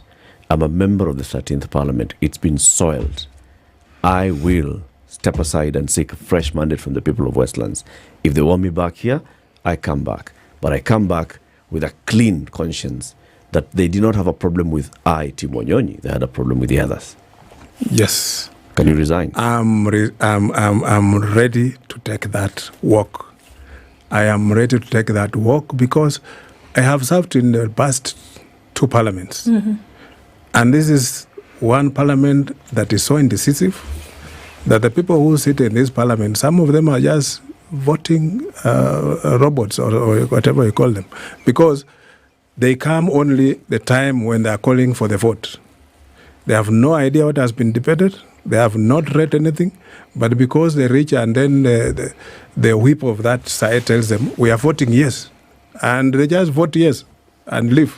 And you see, when you go out there, even if you voted no or you did what, it is just collective responsibility as a whole parliament. People will say this parliament is bad, and doesn't matter if there are a few good people inside there. All of you are put together in the same basket, and you are rotten. So they have to throw out all of you. Let's take a break. 28 minutes to 9. The Honorable Tim Wanyonyi, MP Westlands constituency, is our guest this morning. The Gen Z revolution, Gen Z way of new politics versus traditional politics. Which one will carry the day? We'll be back shortly. This is the Situation Room, the only way to start your day. A touch of gold and class is what you need to up your fashion game. Think Twice brand, your fashion partner over 10 years that operates 36 branches across the country, brings you Think Twice Gold in Thindigwa, Kiambu Road on the 27th of this month. Think Twice Gold offers a unique and golden collection of high-end brands, quality and fashion. We will be launching new stylish collection every month, a daily drop in prices to deliver unmatched value to our customers. And also, we will be adding more stock and variety every day. Think Twice Gold. Go bold, go gold. Baba boy, gas imeisha, shopping imeisha, na ujue tokens bado zinalia. Msupa, nipe mbao na 20 minutes. Mbao, like 20 bob. 20 minutes, kwani kuna nini? Na ujue mimi nataka kupika haki. Jaber, kwani ujui dakika mamilini every 20 minutes, halafu wanapea na 10 million every 20 minutes, na hadi kuna 3 millionaires every hour. Daka mamili virahisi. Uko na nafasi 3 ya kuwa millionaire kila hour. Usipitwe, cheza daka, ushike mita yako sasa. Chagua nambari zako 4 za bahati and win up to 10 million every 20 minutes. Nenda kwenye paybill 440440. Account, Spice, amount. Cheza na shilingi 20 hadi shilingi 2,000 na ushinde mamilioni. Daka mita, kuwa bingwa. The weather with SpiceFM. Cloudy conditions in Nairobi this morning. We'll see highs of 23 and lows of 10. Highs of 23 and lows of 10 in Nakuru, where it's currently cloudy at 16. It's 15 and sunny in Nyeri with highs of 21, and we'll see highs of 20 in Eldoret, where it is sunny at 16. It's partly sunny at 25 in Mombasa, going to highs of 29. We'll also see a high of 29 in Malindi, where it's sunny at 27. It's 22 and sunny in Kisumu with highs of 26 and partly sunny at 18. In Kakamega, going to highs of 24. Kampala is sunny at 20 with highs of 25, and we'll see highs of 31 in a sunny Dar es Salaam at 23. Johannesburg at 11 is sunny, highs of 21, and Mogadishu at 27 is sunny, going to highs of 29. It's 16 and cloudy in Addis Ababa with highs of 20 and lows of 13. It's cloudy at 24 in Lagos, going to highs of 28, and Kinshasa is 19 and sunny, going to highs of 31. Welcome to SpiceFM, the best exclusive radio station bringing you the best mix of the best music ever.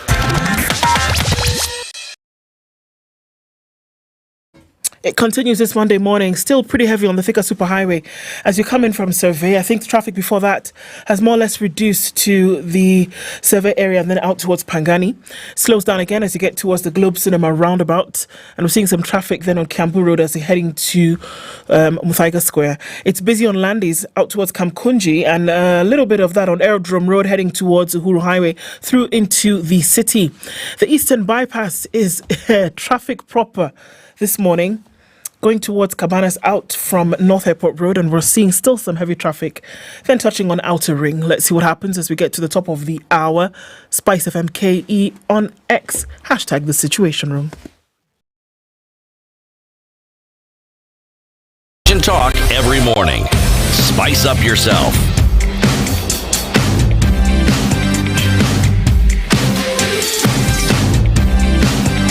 Mornings done right. 94.4 Spice FM, Nairobi. Our conversation continues with the Member of Parliament for Westlands constituency, the Honourable Timo Nyonyi.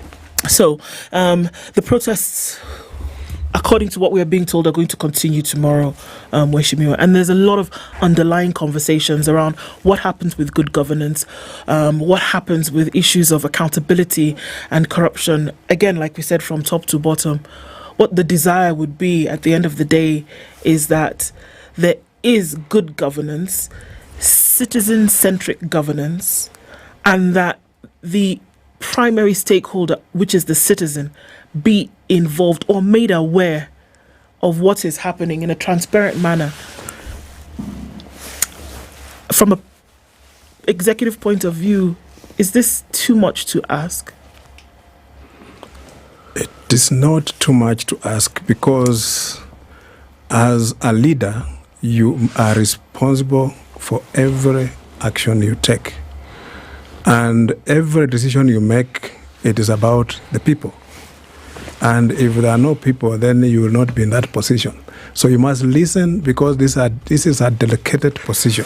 They have given you that authority to make a decision for them. And if you are not making the right decision, they'll ask you questions. And accountability is something that looks like it's foreign to us. That people in this country, when they're asked to take responsibility, they pass the blame to somebody else. Or they apportion blame. And it's always that the top guy, if you are the one sitting in the top position, the buck stops at your desk. It does not, like a minister saying, a minister of Interior blaming a chief somewhere in the village. This chief was the one who was responsible for the chaos that happened here. It is under your watch that thing happened. Even if that chief is responsible, you do not have to tell us about the chief. It is you to take that responsibility.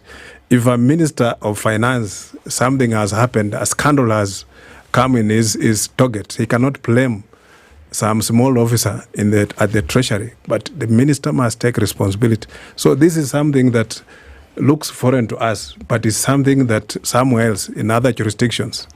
I know, like in Korea, where it was somebody who was just adversely mentioned in a scandal. He committed suicide. That's how serious it is. But here, it is something like our community is being crucified. Something is happening, then you mobilize your your community to start agitating that they are trying to finish you, or you come and say money has been poured by my opponents and this is happening. This is now the time to call the roll call. Who is getting who is responsible to the people and who is not, and this is the time for us to listen and do what is supposed to be done. Mheshimiwa, you have a very structured way of engaging with the people who you represent. This I know for a fact. Yes. What I'd like you to perhaps tell us is, when you talk to them on this subject that we've been hearing of dialogue, and on this subject of the unitary government, what are their views? Their views is no. Don't get into government. Let Kenya Kwanza carry their own cross. Because I think getting into that government right now, as a politician, is amounts to almost to suicide, because these guys have already a noose around their neck. And if you go there, somebody can throw you, then you'll be the one who will be hanged and leave them. You know, what happened to us last time is that after handshake, President Ruto and his team used that as a campaign tool and blamed entirely the failure of the last government on the handshake. And this is what will happen at now. And this is even worse, because what is happening is that Kenyans have woken up and Kenyans are demanding things. And now if you jump on the other side where they're asking them to account and they have failed to account, then you also carry that cross. So for us, it is a no-no. And even in our PG, we passed our resolution, we said it's not an option for us even to think or imagine that we can join the government of Kenya Kwanza. You know, there are many reports that come out of the ODM PG, the Azimio PG, on what was agreed and what was discussed there. Please just tell us. So there was an ODM parliamentary group meeting where this matter of, talks and dialogue and maybe a possibility of a broad-based government where you would be included came up. Are you saying that the majority of members in that meeting were opposed to the idea? We unanimously resolved that we shall not join the government. We shall not join the government. And that was, in fact, a resolution that was passed by the Central Committee of ODM. And it was brought to the Parliamentary group. And that was a combined Parliamentary group and the NEC. And unanimously, we passed that joining the government is not on the table for us, and we are not taking that as an option. The only thing that we say that we can take part is this thing of not dialogue, but a national. We said we want a national convention, which will include all stakeholders, that they come together at the national level at Bomas of Kenya, so that we bring in people similar to the group that was there that discussed the current constitution. So that like a Bomas, like a constituent assembly. Yes, a constituent assembly, so that whatever decision that will be taken there, it can be used even to amend the constitution to include these demands that are coming up from several quarters of the country. And it will even be an opportunity for us to take audit of the constitution, having been there now for more than 10 years. I think it is time now to see reality check. Is it working for us? Or there are some things that are not working for us? And given even the way of governance and the way it's structured, is it working for us, or we need to relook into this thing? Because there are some things we took on. You realize in the last dispensation we were a parliamentary setup, but now we have a presidential system. Is the presidential system working for us better, or the parliamentary system was working for us better? So these are some of the things that we can look into, but not a dialogue that will be constituted by the president, and it will be everything will be said by the president. That one is not acceptable to us. But then, Mheshimiwa, there are those who, after hearing that, the response was, we do not want talks. We have not asked for dialogue. All we are saying is implement the Constitution and adhere to the tenets of the Constitution. If it's about governance, the Constitution is clear on governance. If it's about integrity, the Constitution is clear on integrity. If it's about accountability, a Constitution is clear on accountability. Yes. And the roles of each institution, including the legislature and the executive and the judiciary, the constitutional commissions, the independent officers. People have said back, they've said, dialogue for what? What's broken is clear. Fix what's broken. Yes, that is true. That is also true. But sometimes, when you are pushing for something and you want it to take the shape that you want to take, maybe the current legal framework that is there is not effective enough. And you can make good of it and improve, because since people have lost confidence in Parliament, it will be better if it comes from the people themselves and come and propose that we don't want this section of the law. We want it to change it to this way or do something like that. For example, this appointment of cabinet secretaries is a prerogative for the president. And people are saying that whoever the president is appointing, they don't want them. So could we look into it that role be given to somebody else, so that the president can only appoint what has been given to him, but not him initiating it and appointing and doing everything like that, because we've seen what he has done. But Mheshimiwa, it's not everything. I mean, the president only nominates.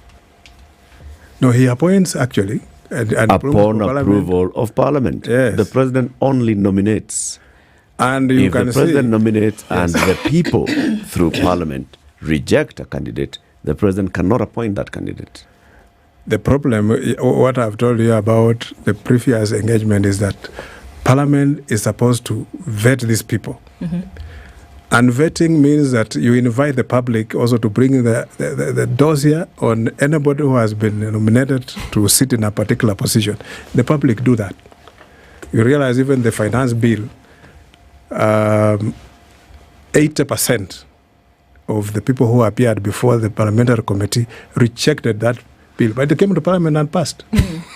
So where does the notion arise from that Parliament just gives rubber stamp approval of what the executive actually wants? Because the executive has actually taken control of Parliament. That Parliament no longer stands on its own feet.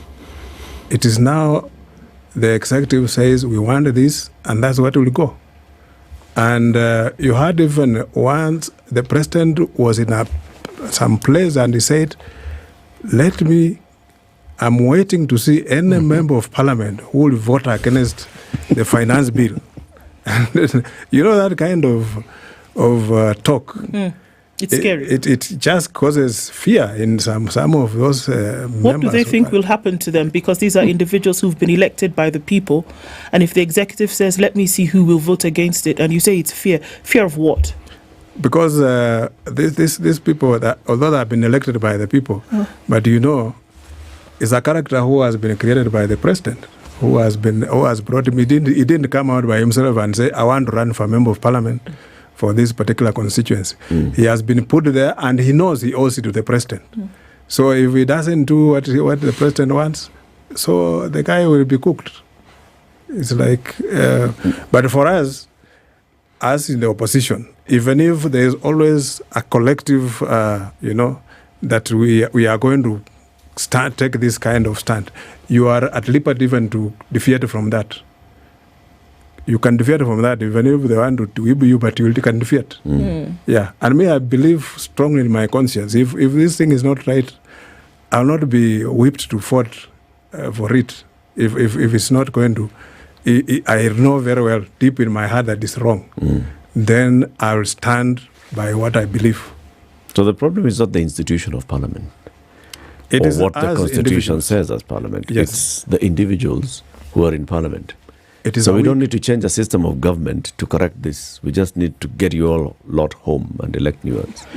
And make members of parliament, let them be responsible. And I'm very sure, I'm telling you, from now going forward, that parliament is going to change. I don't think people are going to become rubber stamp anymore. Mheshimiwa, from your mouth you got yes. We have a situation before us with these new appointees. Nominees. Yes. And they will come to parliament. And parliament resumes tomorrow. Yes. At some point in the course of the month, they will arrive. The proof of the pudding will be then. Yes.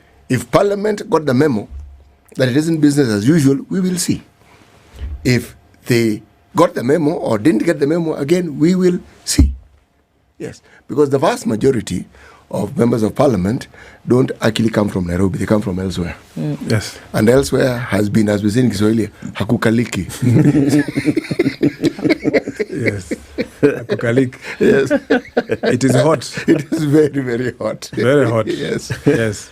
So this, because if indeed, as you say, what they do is they listen to the piper, and the piper is at State House. And come the time when they're supposed to make the decision, and they make a decision to send home these people. Yes. My thought, perhaps the president has foreseen this and has said, let parliament do what they will, so that I can tell my friends, I nominated you, parliament decided. But the people. The people decided. Or on the other hand, it'll be, I thought Ambanu gave you this job, and here you voted against me. So the question that you asked do, we will at least understand what the response will be, won't we? Indeed. Yes. But it will, as you say, business will not be as usual. No. That's what we hope. I am waiting to see. I am almost sure it will work like that because these guys are scared now. These guys are scared, especially after the invasion of parliament. And they realize we are not safe. These guys can catch up with you. But this is unajua when they tell you tunakuja kusalamia. Well, I think also it has also, and maybe you can talk to this as well, that there provides an opportunity also for Kenyans once again, because I mean I'll forever speak for the people, that it provides an opportunity for Kenyans once again to actually see what leadership really ought to be.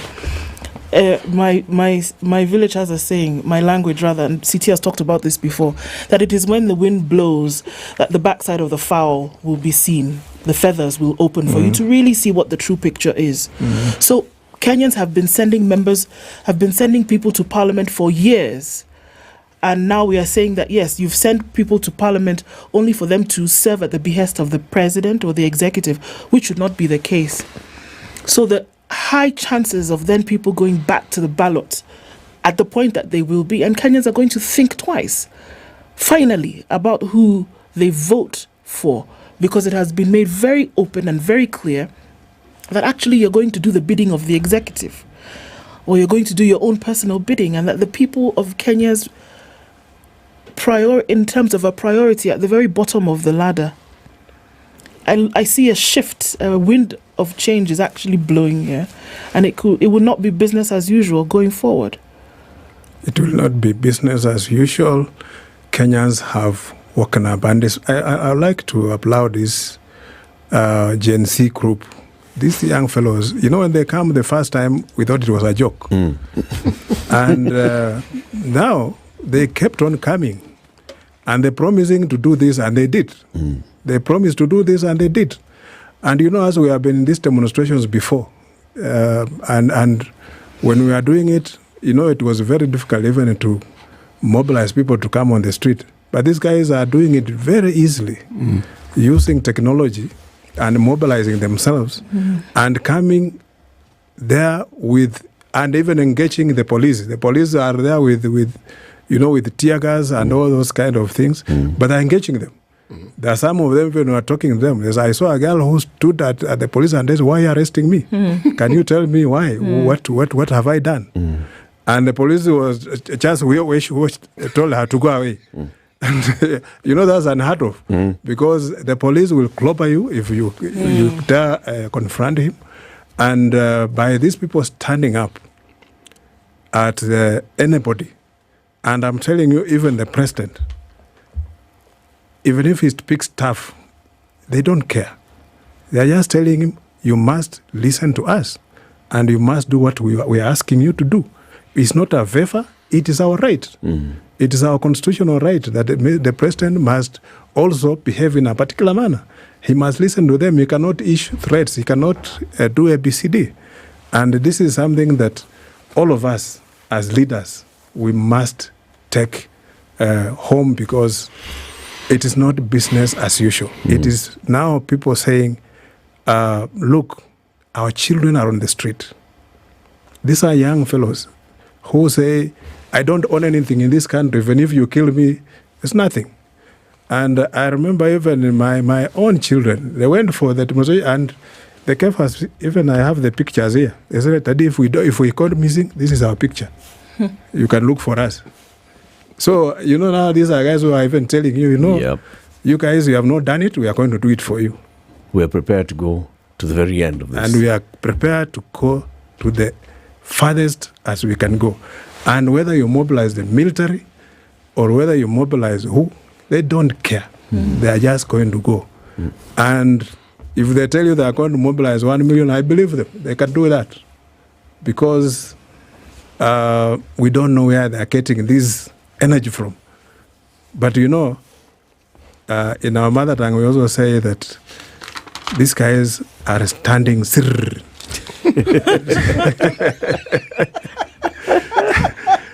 Sirr it means that they're standing firm. You cannot huwezi tingiza yeye kidete. Amesimama kitete, huwezi tingiza yeye.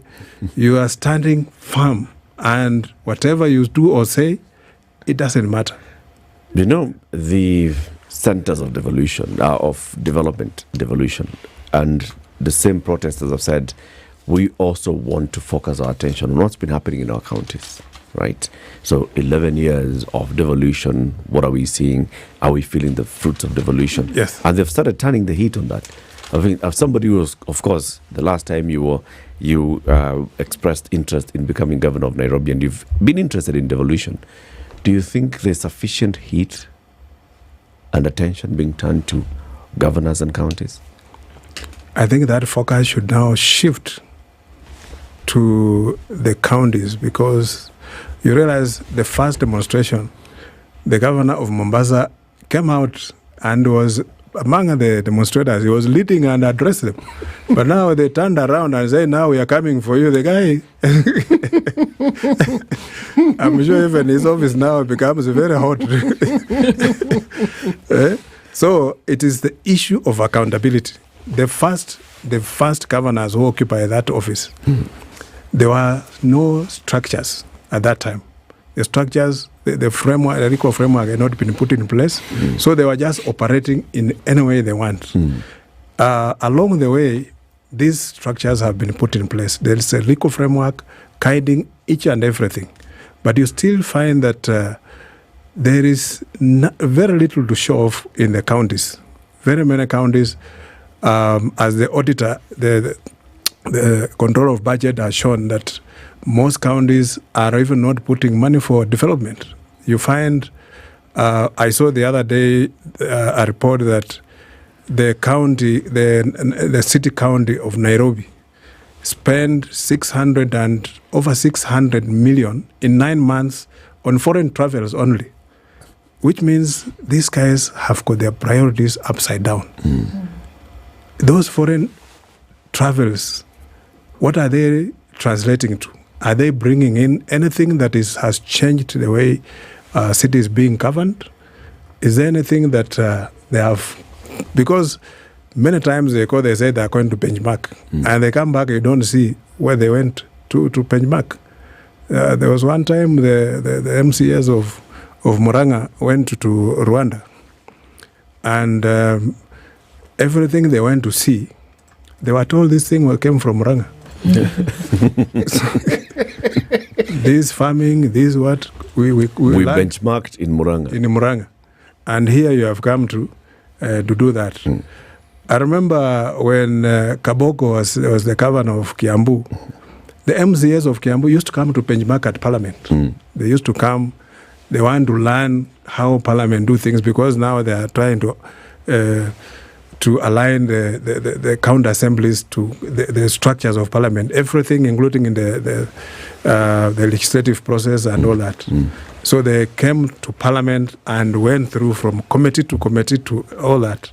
So you find that is a bit more realistic than traveling to Israel or traveling to South Africa to benchmark when something is right here for you. Tim, always a pleasure having you here. And it's good to have you here again. Today we'll invite you very soon for a return conversation. The Honorable Tim Wanyonyi, Member of Parliament, Westlands constituency, has been our guest. Keep it here for more conversations. In the next hour, we shift our focus to Meru. Thank you.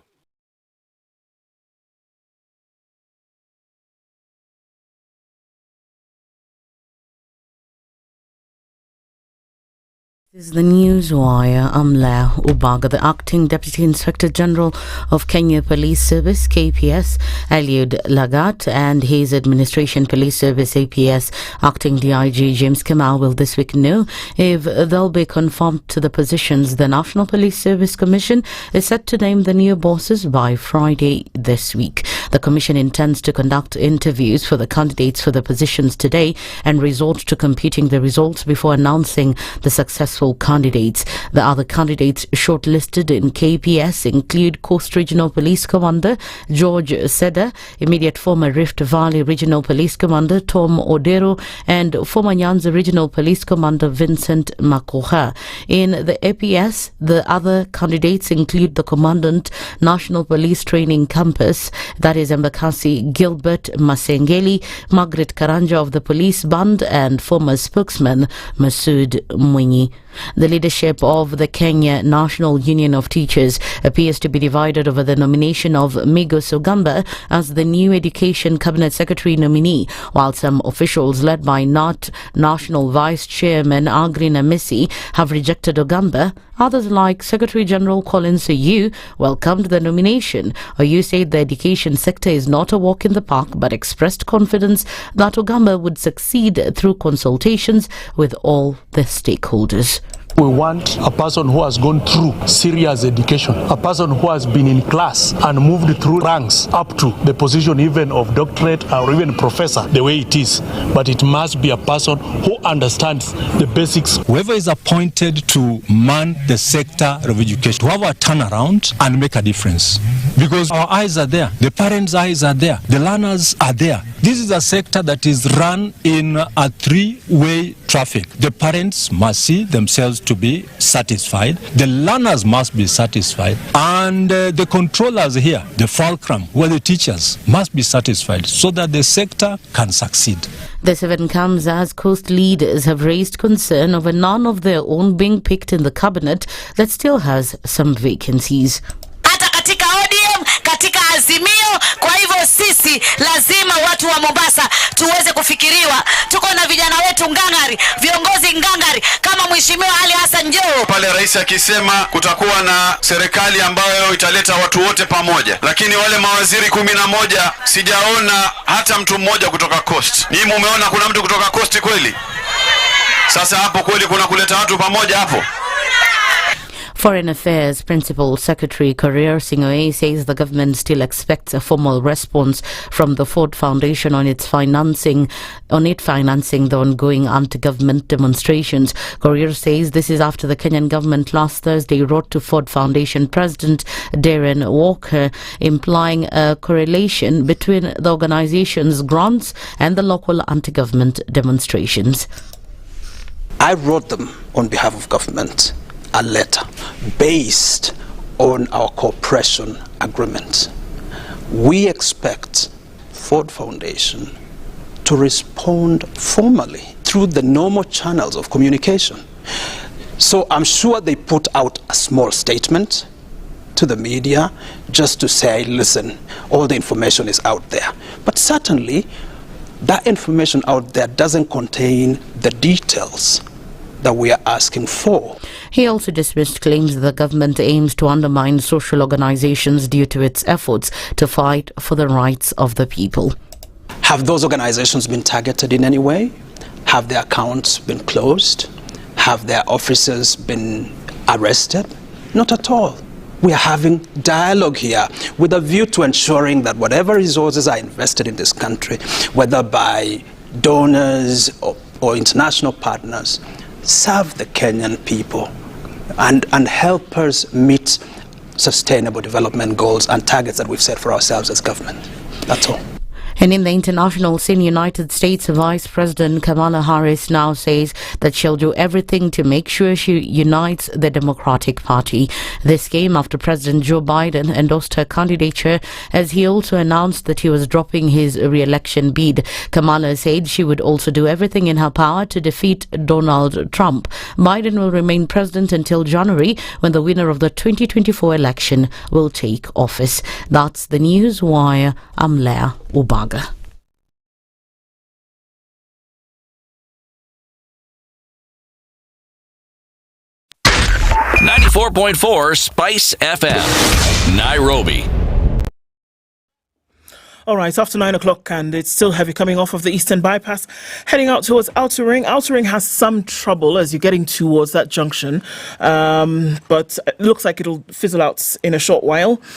Very busy on Landis Road, heading to and fro Kamkunji at the roundabout. And we're still seeing some traffic on the Thika Superhighway, but now it's just at Survey and then towards Pangani.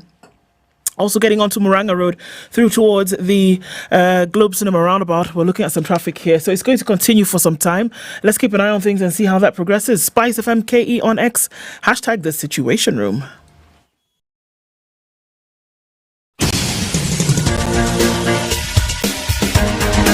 This is The Situation Room, the home of hard-hitting political commentary and penetrating insights about the state of the nation. This is a talk radio experience like no other. The Situation Room, a place for hard truths, debates, and elevated conversations. The Situation Room, witty, political, engaging, deep, controversial. In the room, we have C.T. Muga, researcher, academic, seasoned political observer, a fountain of wisdom in these politically uncertain times. Ndu Okoh, Nigerian by birth, Kenyan by choice, communications expert, Pan-Africanist, a truth seeker and believer in people power, and Eric Latiff, agent provocateur, the man in the chair, seasoned journalist, news hound, a man who believes in punching up, not down. This is The Situation Room, the only way to start your day. 7 minutes after 9, we are on to the final hour of The Situation Room this morning. Thank you for keeping it locked here on Spice FM, on YouTube, on Facebook, on X, on Radio Garden. If you're catching up with these conversations much later, asante sana. And thank you again, because Spice FM has been recognized as the fastest growing radio station in the Republic of Kenya. Well, thank you very much. I think it should also be the fastest growing in the region. Is there any other? Wow. Go to Uganda. What do you want? Do you want the world? Is there Rwanda? Is there any galaxy? Is there any other radio station in Africa? There's nothing wrong with that. We may not, if you're talking galaxy, we may not be number one, but we'll be number something. We have a number. Eco number. Hatuwezi kosa. Yes, and we are reminding everybody that, you have some money, instead of letting that money sit in your bank account and it's not growing, or keeping it in your wallet. Tunatembea na pesa, unaangalia kwa wallet, unasema niko na pesa yangu hapa, ama unatembea na hiyo pesa iko kwa mattress pale nyumbani, you keep calling, kuna mtu ameingia kwa bedroom? Hapana. Okay.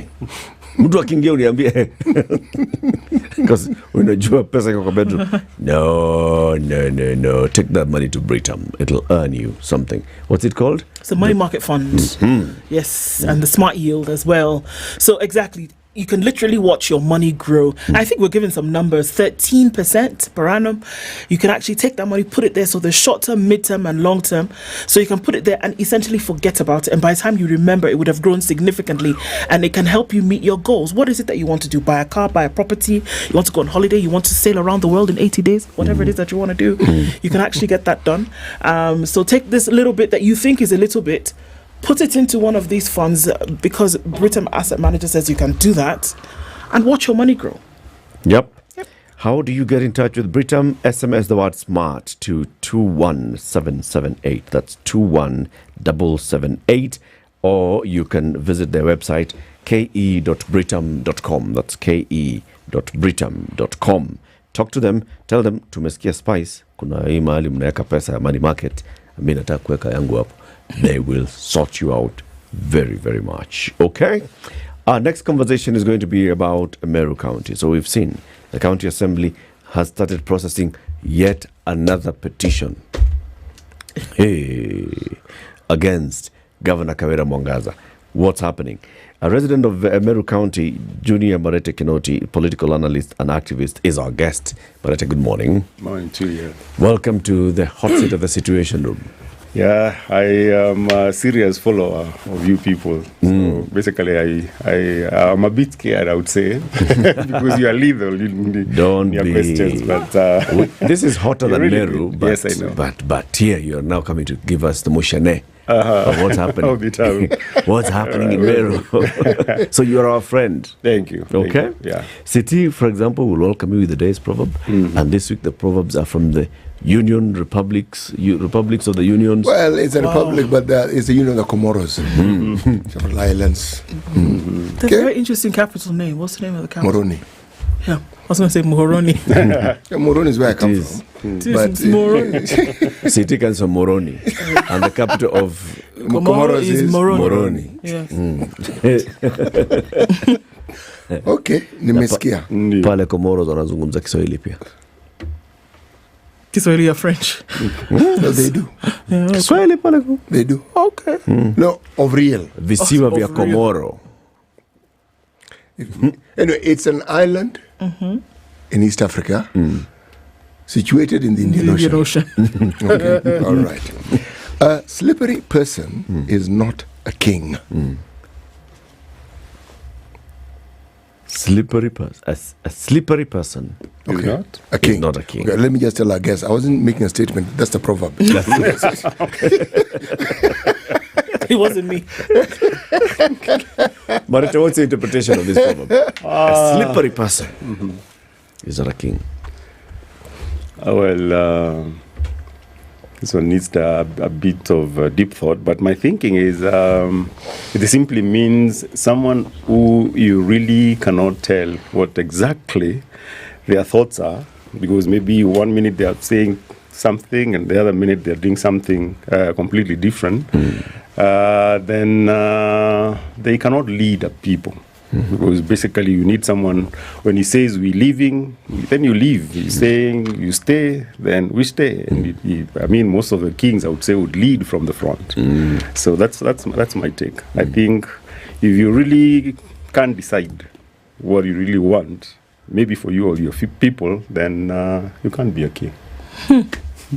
Not, I don't know. A leader must be decisive. I think. You're leading, you're showing. You can't be slithery. You can't just be like, ama tuende. Tusiende. Ama tungoja kidogo. Hapana, wacha tumulize nani. Nani hayuko? Tumungoje ama tuende. Ngoja yaku arudi atuambie. Ama tuende atukutembele. Ako wapi? Twende mali yako alafu. Okay. So what's happening in Meru? The latest now, as of this morning. Things in Meru keep changing. Oh yes, there's a new thing happening. We had 13 actually originally who were with the governor. Now they are 23. We have a plus of 10 because even after the petition actually, and most of them having signed the petition in the county assembly last week. I don't know exactly what happened, but about 10 of them again decided now she shouldn't go. She will be with us for a long time. Okay. Yes. Okay. Rewind. That's the new, the Sorry. latest. Okay. You started by saying that there are 13 of us who are with the governor. With the governor. That As in you particular like time. her, she should stay. Yes. Okay. Then 10 joined. 10 joined. And there were Now we are 23. 23. Who have said everything is okay with Miss Let's not do Mwangaza, this, let's yeah. not go anywhere. Mhm. Then now this week, well, the week has just begun. Yeah. Over the weekend, 10 of them have now gone back. No, they're still with her now. The 23 are still with her. Yeah. So because 20. there were 13 They were before, 13, right? and now 10 have joined. Yes. They're 23. They're 23. Out of 45 members of the Members county of the county assembly. assembly. So 45 minus 23 is 22. So 22 are opposed to her being the governor.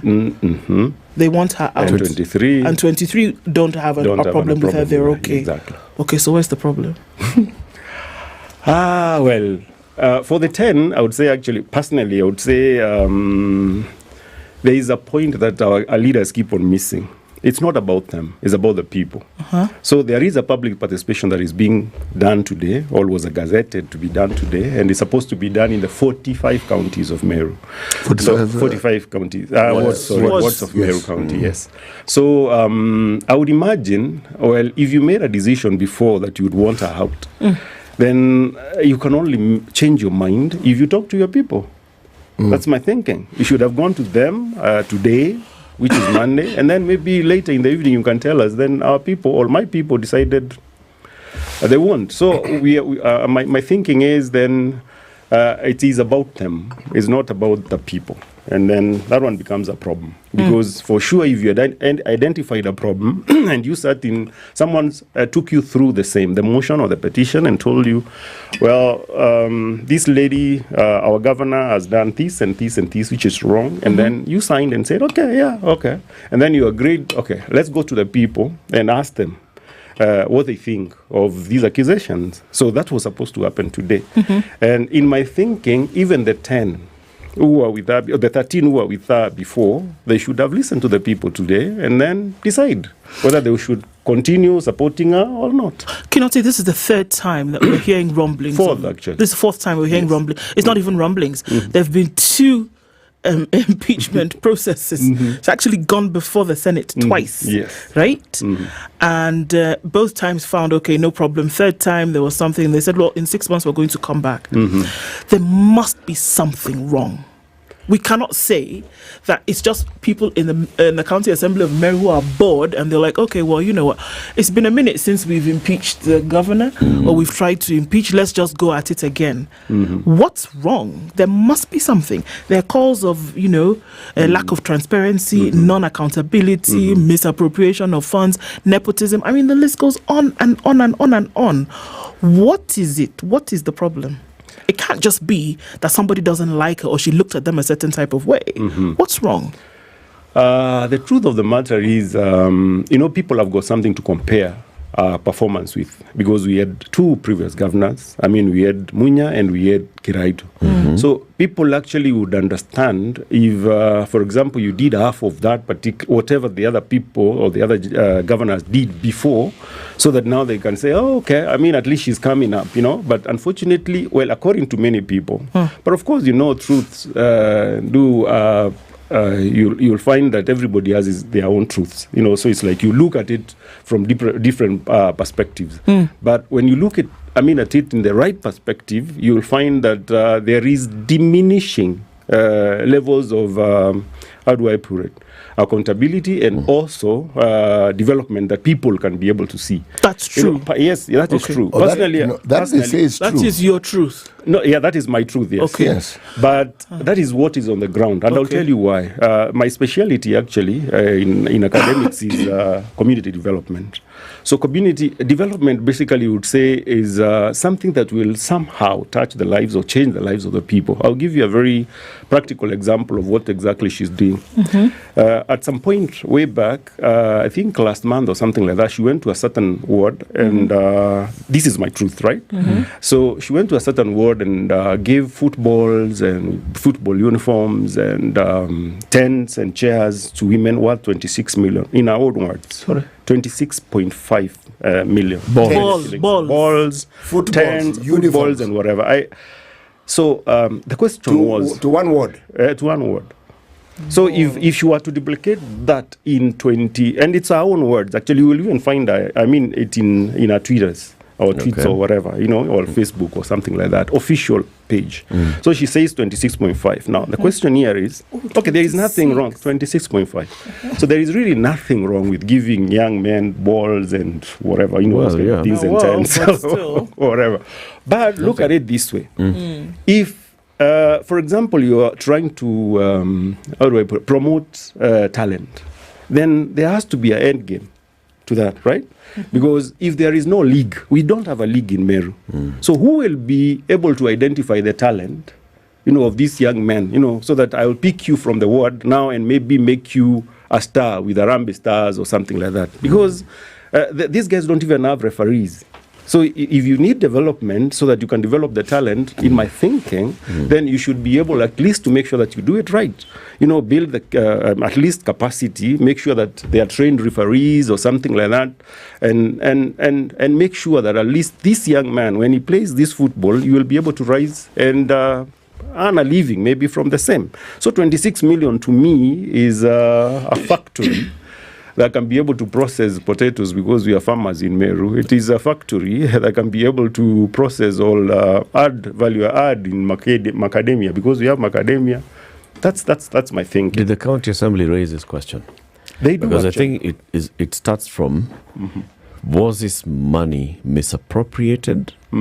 Or was it spent in accordance with the budget that had been taken to the county assembly? And the budget taken to the county assembly is, we are going to promote talent development, and this is how much you're going to spend per ward, or this is how much you're going to spend.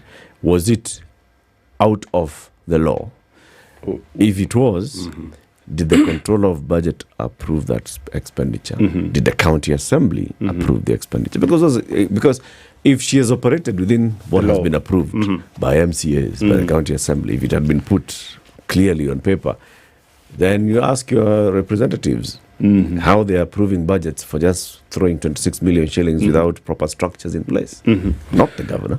I'll be honest, because I believe for this budget, the one she's spending right now, they gave what we call departmental expenditure. It's like you're given a figure. Let's say 200 million will go to economic empowerment or something like that, or go to sports or something like that. They did that. Now, the other bone of contention right now, they decided, okay, because we've seen what you are doing with the money, this time around we don't want that kind of model. So they decided it has to be itemized, right? So if you're going to buy footballs, we need to know for how much. Because actually that is what is happening right now. Because we didn't, I don't even know if we have a budget yet. Because we were given an extension of about a month so that we can be able to polish our issues. Year. Yes, because it ended and we didn't have, or because there was a stalemate. The MCAs wanted like 45 million to be equalized or equally sent to all the 45 wards, but she had an issue with that, and so eventually they settled at 33.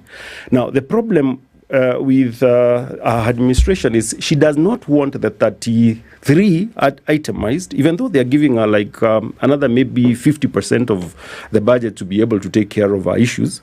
But in my opinion, personal opinion, my truth again, it is okay to tell us we will use 5 million to make a road from Karionga maybe to Kaga, so that we know that is 5 million and we are able to follow the same.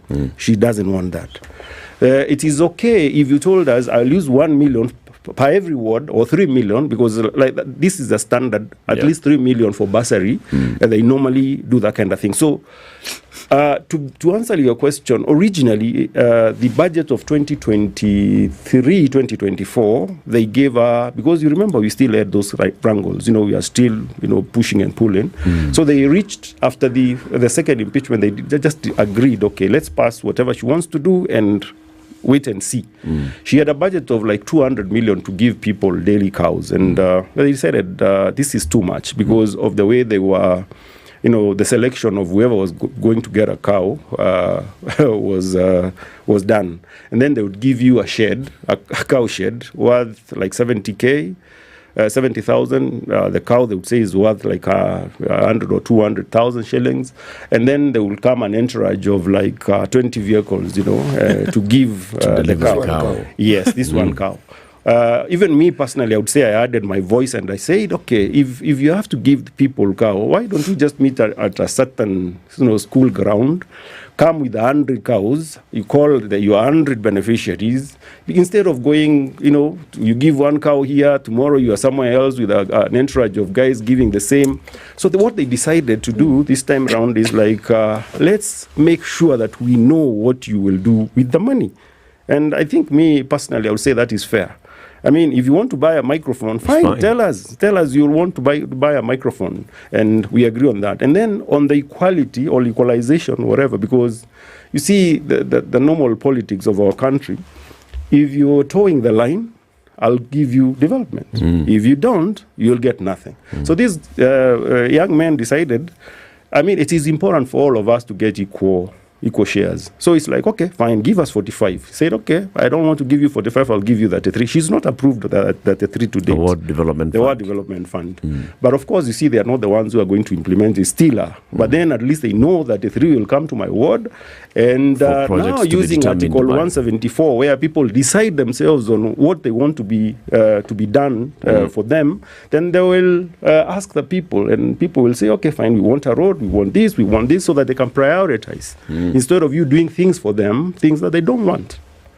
So it was within the law, yes. Let but me get granular on this question. Yes. Since these things seem to revolve around expenditure, there's something called own source revenue. Now, if you mention the word comparison that has been used by, say, the governor's detractors, let's start with Munya, let's go to Kiraitu, and let's come to Kawira. How do you compare the revenue collection of these 3 leaders? To be very honest, Munya did very well. And I don't have the figures, but I am certain. And then came Kiraito, I would say, it got worse. I mean, it started dipped, and that's the truth. And now, when we came to Kawera, there is a slight improvement. There is an improvement, yes, but not to the levels of Munya. But the problem, the greatest problem in this particular aspect of own source revenue is you say you will collect 500. You know, you must be having people who are telling you we'll be able to get this amount from here, this amount from here. That's why how you arrived at 500. So how comes then at the end of the year you've only collected maybe half of that or 3/4 of that? And you remember that one is normally factored during the formula, the budget or something like that. So it simply means if we had projected you will get 500 million, and when you're giving you whatever amount of money is coming from national government, you factor that one in, it simply means it will affect the entire budget, because you won't have enough. It's not unique to Meru. Yeah. It starts at the national government. They project 2.7 trillion shillings revenue. They end up collecting 2.3 trillion shillings. Nairobi County government projects 20 billion shillings in revenue. They clap for themselves because they've done very well. They've collected 13 billion shillings.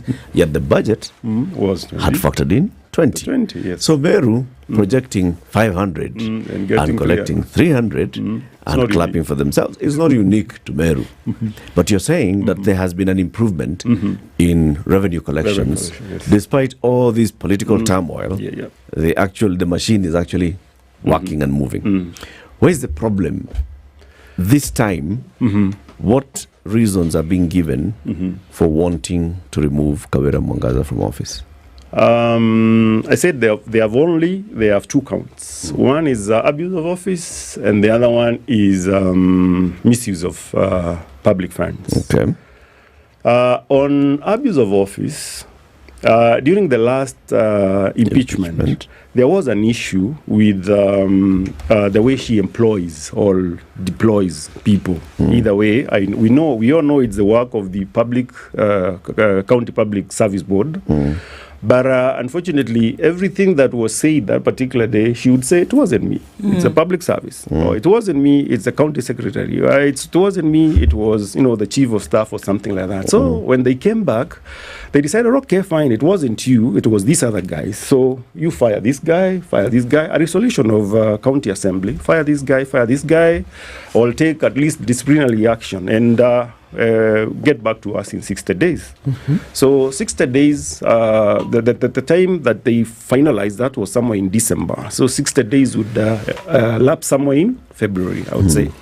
Nothing has been done. The county secretary is one of the person they wanted gone, still in office. The chief of staff, still in office.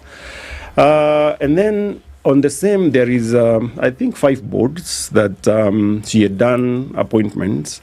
and fired a few guys. This one actually staggers into both counts, because after firing these gentlemen, they went to court, and it was also featuring in the last impeachment.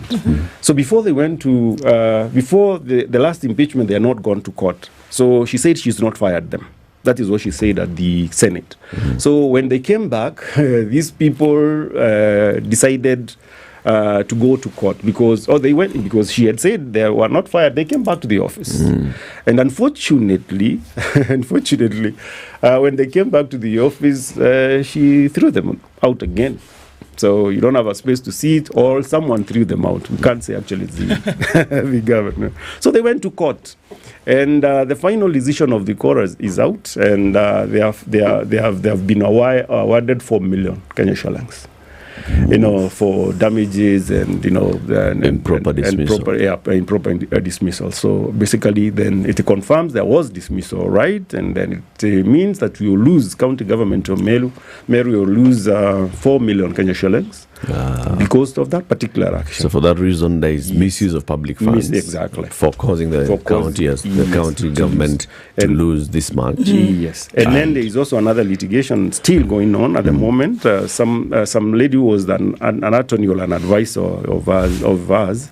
She was also dismissed without any explanation, actually by the chief of staff. That is according to the petition, and she's also gone to court. So eventually we'll lose more. And then, of course, even though that one is not factored in, it was there was a debt that the Kiraito government left. There is an hotel in the Meru National Park called Leopard Rock or something like that. They had thrown out the investor before his contract period expired. So he filed a suit, and we were told to pay 350 million, as damages to the same. So she's not made any efforts to pay that amount, and it has gone up to 600. Was this person thrown out when Kiraito was there? That's when he was thrown out? Yes. Okay. But you see, by the time Kiraito was leaving, it was only 350. So now penalties and 600 and something. What so penalties interest? And whatever. Penalties and interest. Penalties and interest. So you see that one also becomes a problem, because I remember even recently when she came to Senate, they were asking the same kind of questions. Why do you have attorneys? Why do you have county lawyers? I mean, if these figures will go up and you're doing nothing about the same, and there's no payment which has been made. I understand it's only 20 million which has been paid at some point.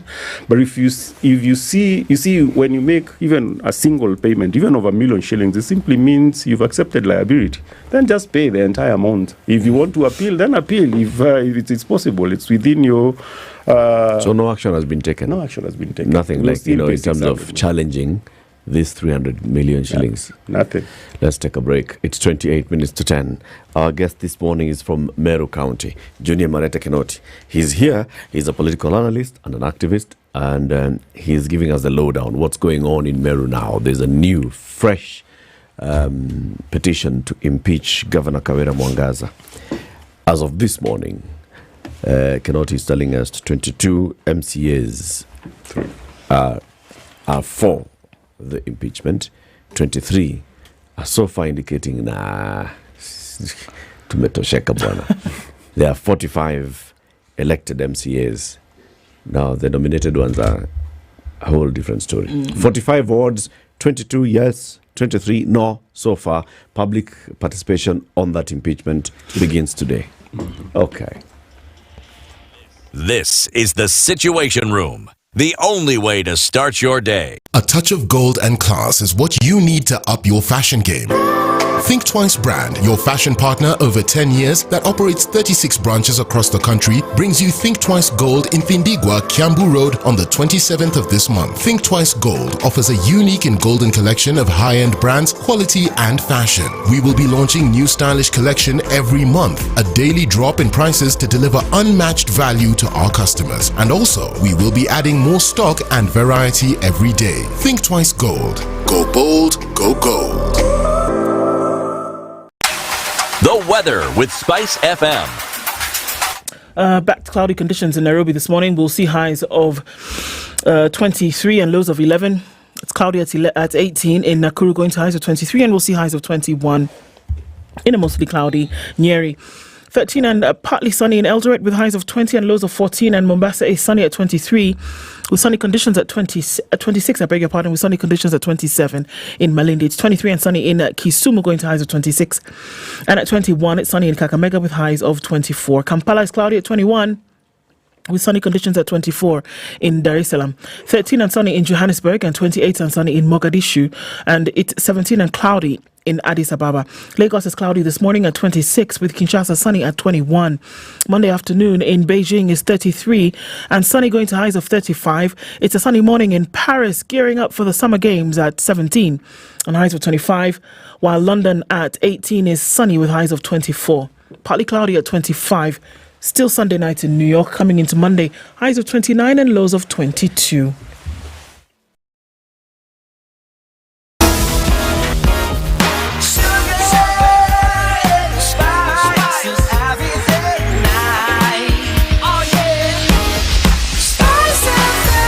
Spice up your life. All right, so coming out of traffic hour in no time from now, we're just seeing a little bit of that left here and there. It's still bumper to bumper coming through towards Pangani, and at the Globe Cinema roundabout, just on Moranga Road, that is still busy. The CBD is going to take most of it still for now. Gong Road is busy as you're coming out towards Haile Selassie, and also on the other end of it, Landleys Road busy going towards Kamkunji at the roundabout. What's this? This is Valley Road, very busy as you approach then the CBD. So little bits and bobs of traffic here and there. We're going to keep an eye on things. Help us out through the morning. SpiceFM KE on X. Talk every morning. Spice up yourself.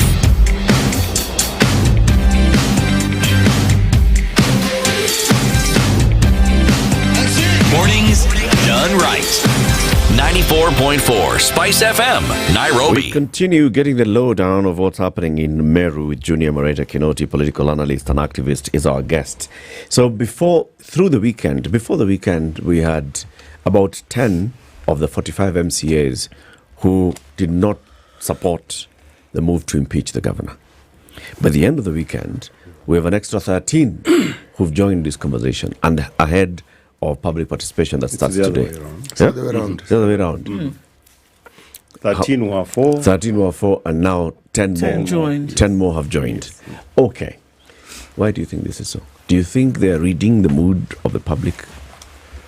I would wish actually they did, but personally I don't believe they did, because it was only like 1 or 2 days to the public participation, whereby it's gazetted already, but by the same assembly. So I don't see why someone couldn't wait. Until you meet the people, because it's already scheduled and the people already get to know that the locations where they're supposed to meet. Then you just meet them and talk to them. So I would say it's not really about the people. That is my personal opinion. It's not really about the people now. When someone makes a decision, before you talk to the people, because you see, for the motion to go on or to proceed, so that they can be able to discuss it in the county assembly, it simply means they must do a public participation. That is what they're supposed to do. So you have your own opinion, which you stated before when you supported the move or the motion. But now, immediately after that, you have a public participation whereby people will decide on their own. They will decide and tell you, we don't want this or we want this. If you told us after today that your people have told you we don't want this, then I think, personally, I would say it's understandable. But if you don't if you don't wait to talk to the people, then whose decision are you? What's influencing your decision? Exactly. How do we know that these 23 are not for the impeachment?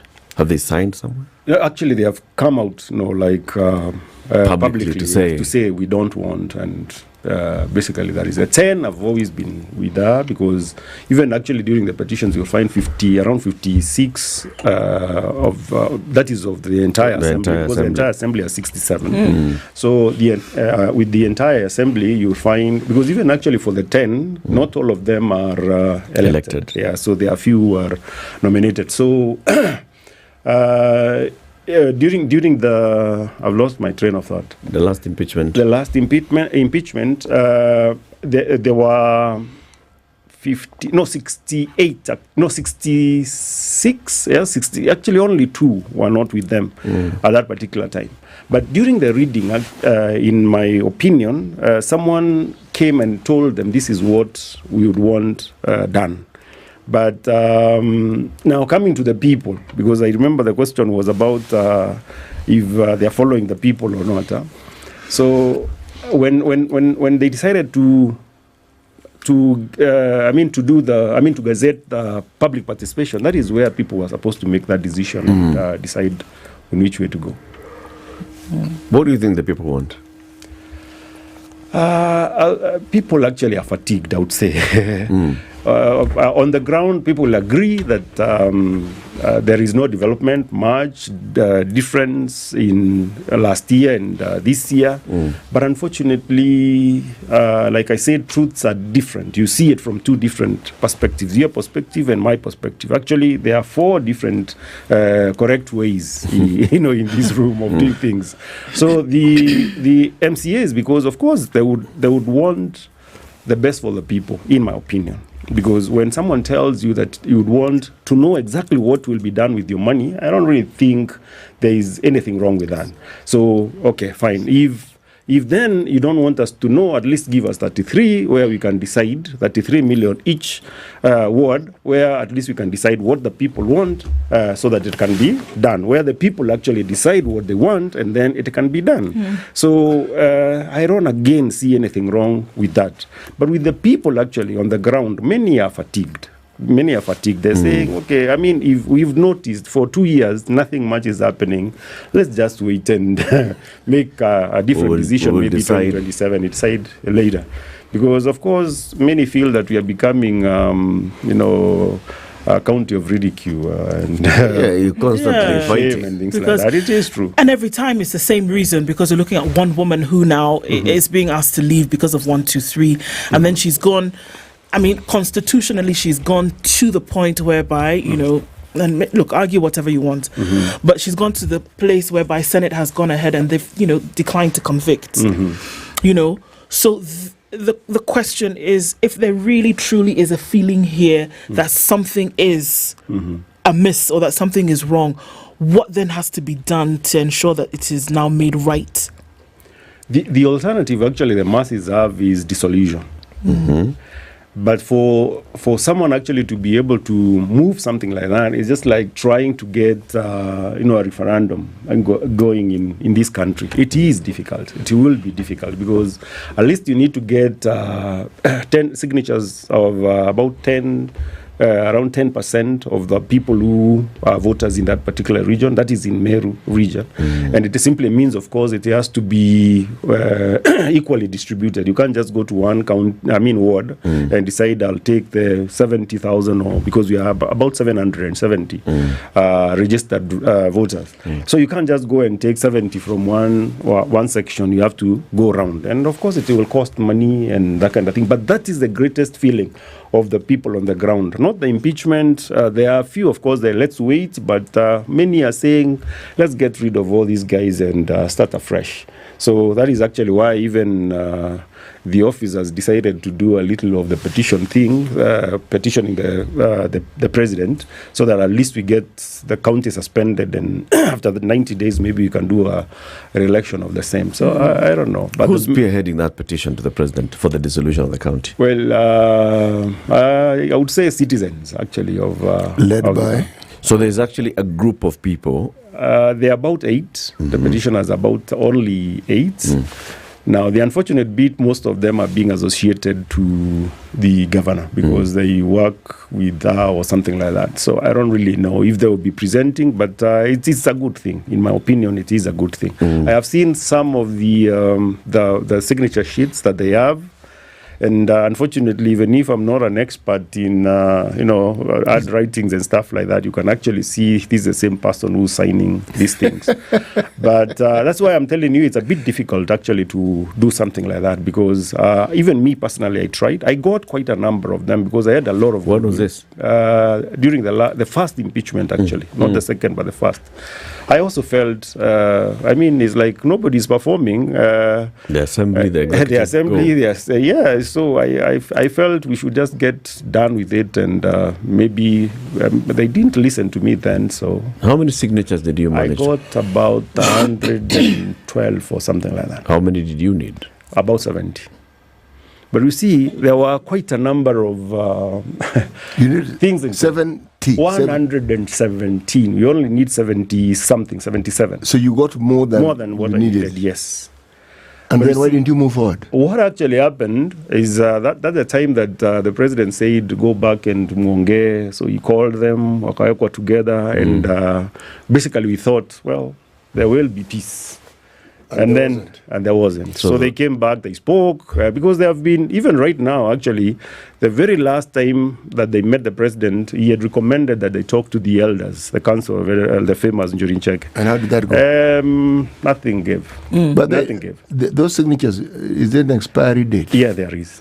There is, because you see, whatever they are using right now is completely different from what they had at that particular time. So if a part of my evidence was, you said she's done this, she's done that, she's done the other thing, but according to us, even you failed here. Because the question that you were asking earlier, it's up to also the county assembly members to make sure that she uses the money prudently, right? So if you've not done that, then you can't come back to us and tell us she's misusing our funds, right?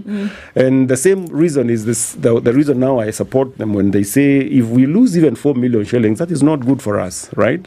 So in my thinking, that particular time it would have gone through if the peace thing, because again you can't. The same people who have given you the signatures when the year that someone is negotiating for peace, they tell you, okay, just hold, And they were not fake signatures, which simply means then if someone called you and asked you, why did you sign this? You say, yeah, I did, but I told him we wait for peace. Then now what happens? It becomes an effort in futility. So that was my take at that particular time. So I stopped. You know what bothers me in all this conversation? I ask, has the governor not done even one thing that is okay?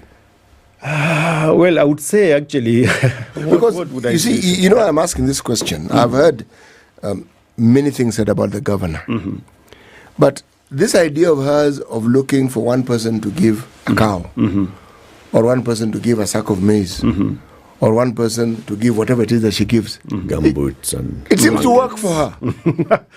But you see, according to me, and what I keep on, maybe you should read Article 174, because basically what you can go to C, D, and F. Those whatever is actually are objectives of the devolution. We are supposed to make our own decisions and decide on what will suit us. Yeah. You understand? So if that is exactly what we are supposed to do, then when you do something that is not giving or adding any value to me, then I definitely must have a question. I'll ask, really, honestly, why should this be done? Yes. Have you heard any people who refuse to take the cows? Sorry? Have you heard any people who has refused to take the cows? Yes. So a cow was taken to someone and it was slaughtered by the masses. You must have heard that during the last Yes, it was eaten by the people. That's not a rejection? If anything, because the way you should see it, the way you should see rejection is come with your cow, go back with your cow. That's rejection. No, I would say it is rejection because they said, okay, you're giving. That's interesting.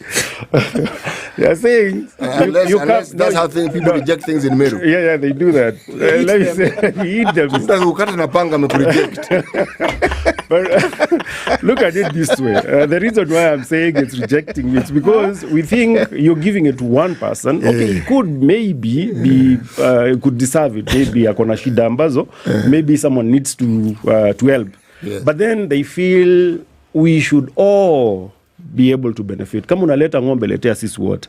So they decided this hii imekuja wacha ikue yetu sisi wote instead of this one particular person. So I would say that is basically what happened. Article 174 of the Constitution, object of devolution. You want me to read C? C. The objects of the devolution of government are C. To give powers of self-governance to the people and enhance the participation of the people in the exercise of the powers of the state and in making decisions affecting them. Next one. That's one. That one actually I would say. You want me to read next? A D and D. F. D. To recognize the right of communities to manage their own affairs and to further their development. And E. F. F. To promote social and economic development and the provision of proximate, easily accessible services throughout Kenya. Good. Let's start with the last one. Okay. So if, for example, we want, services to come to us, it simply means if I go to an hospital, I should be able to get drugs. Yes. I should be able to find a doctor there. Yes. I should be able, like, for example, if it's artificial insemination for our cows and goats and whatever, we should be able, yes, it should be there. And now coming back to C, you see, it is me who's supposed to be able to determine that. Yes. And actually, that's why I say even most of, even the country, the country at large, they miss that particular point. Because when we elect someone, maybe a member of parliament or an MCA, they think they are smarter than us. So now we've given you that opportunity to go and make decisions for us. But that is not what our constitution envisioned. They thought we should be able to say, this is what I want. And simply because, I imagine, simply because I cannot come to Nairobi to tell Ruto what I want, we decided to have a governor and an MCA who will come and I'll tell him I don't want a cow. And people have said that. I want maybe a factory.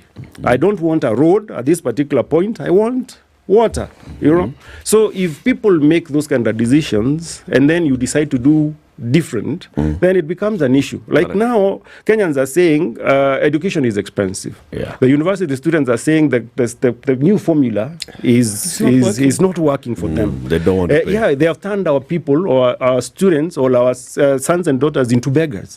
You have to hop into the chief's office to get bursary, and then you go to the ward, whatever, to get bursary, to the county, whatever.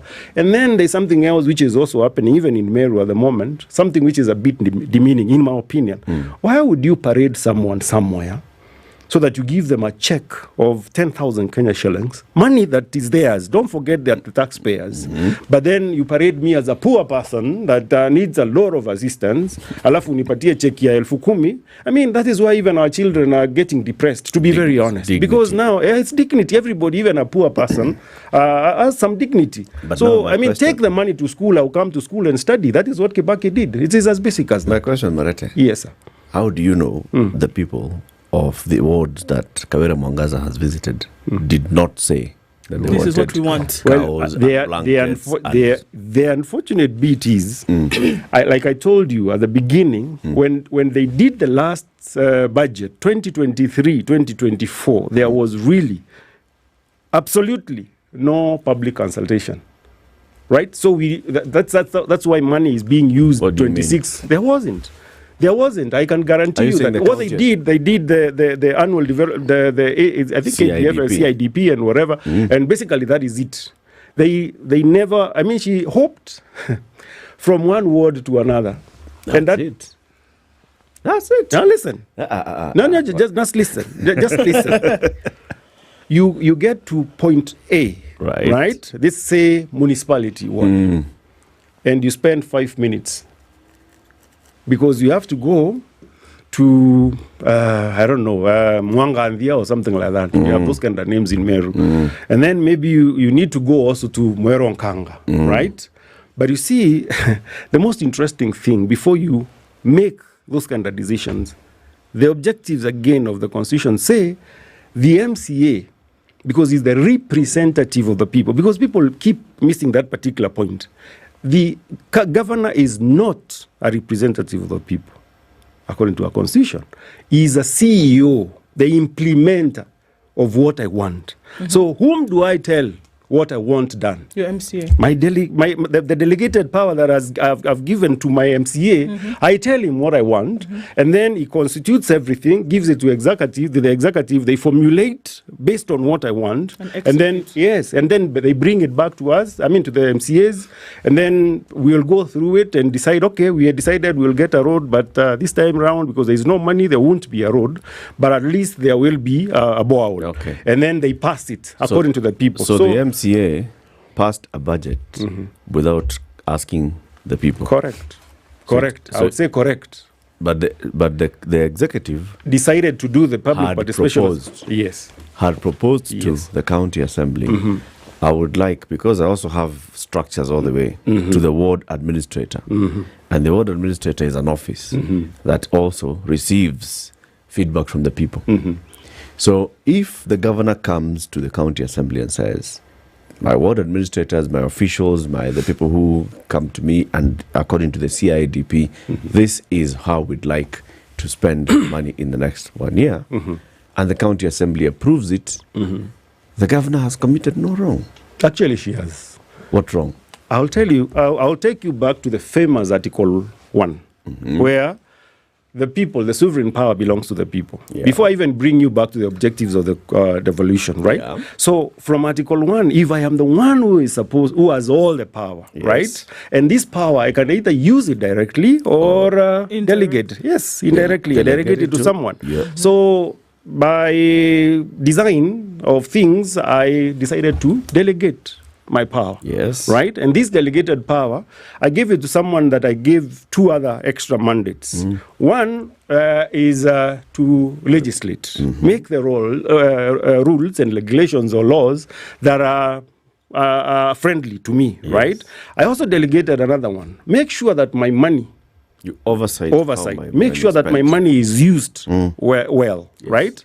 So now tell me, if I want this person to make sure that my money is used well, he needs to know what my money will be doing.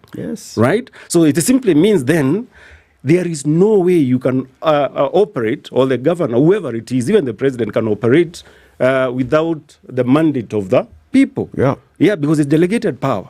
So if this delegated power is, nobody came to me to ask me, because the ward rep, the one you're saying, the ward admin, is not has no delegated power. I've not given, I don't even choose that person.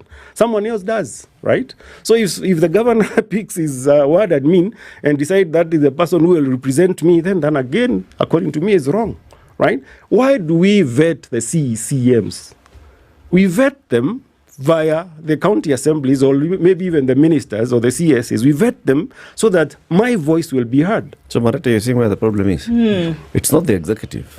It's the assembly. And even the people. Impeach the assembly if you want. If you're because saying, they're not doing their job of representation. Yes, but that is what they're trying to do right now. And that's why I kept asking you. Has the governor gone and spent money that has not been approved by the county assembly? That one I would say I don't think, because they would have done it in the whatever. Has the governor come up with a budget and executed that budget without the approval of the county assembly? So if the county assembly is approving, and the county assembly is oversighting, then it's the county assembly that's a problem. There are 2 reports that we have already. We have the Auditor General's report that shows there is a little, it's actually in the impeachment motion, this one. But that one is, about some doctors who have overpaid emergency allowances with 76 million something. It is actually in the petition.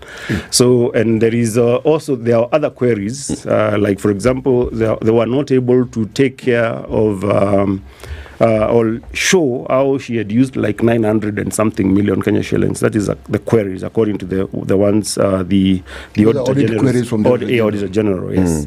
So in my thinking, I don't know why they did not decide to factor those kind of things in.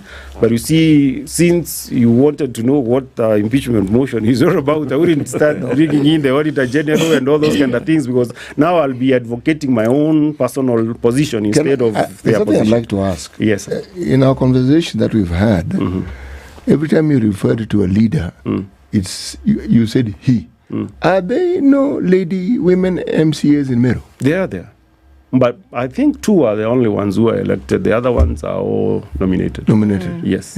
Yes. So, because when you keep saying he and you refer to he, that's a bias. Oh, really? Yes. Sorry about that. I apologize to Kenyans. Where are you heading to? You know. I know. But you always say that in the Senate the last time, one of the defense arguments that was proffered by the governor was that I am being persecuted because of my gender and because Meru is a heavily patriarchal society.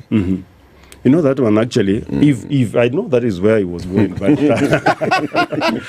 but you see, I'll be very honest. And you also have to ask yourself one simple question. Kiraito was vying the last time, right? Midhika was vying the last time, right? And she was vying, and she beat all of them. So how can it be that we are patriarchal, we don't like women, and she was voted in? One of the things we know about against two men, two legends, I would say, seriously, heavyweights. You know what, Amarete? There's something interesting about our politics and the way we vote. Sometimes it's not that they voted for her. They voted against. Yeah, they're voting out. We vote out instead of voting in. Yeah, you need to consider that also. That one I agree. But the person in this scenario who was being voted out was Kiraito, not Linturi. So you see, if they went for Linturi, then I would say, well, they don't like women. So today, public participation begins. Public participation begins. And then the matter will then go to the county assembly now for further debate and maybe a vote. We'll wait to see what happens. Thank you for joining us today, Marete. It's a pleasure. Thank you. Marete Kinoti, Junior Marete. Why is the Junior? JR actually. The JR. It's JR. Yeah, it's not Junior. No, it's not Junior. JR Marete Kinoti is a political analyst and activist from Meru. He's been our guest. Thank you for tuning in to Kenya's biggest conversation today. Have a lovely day. See you tomorrow. It's 10 a.m.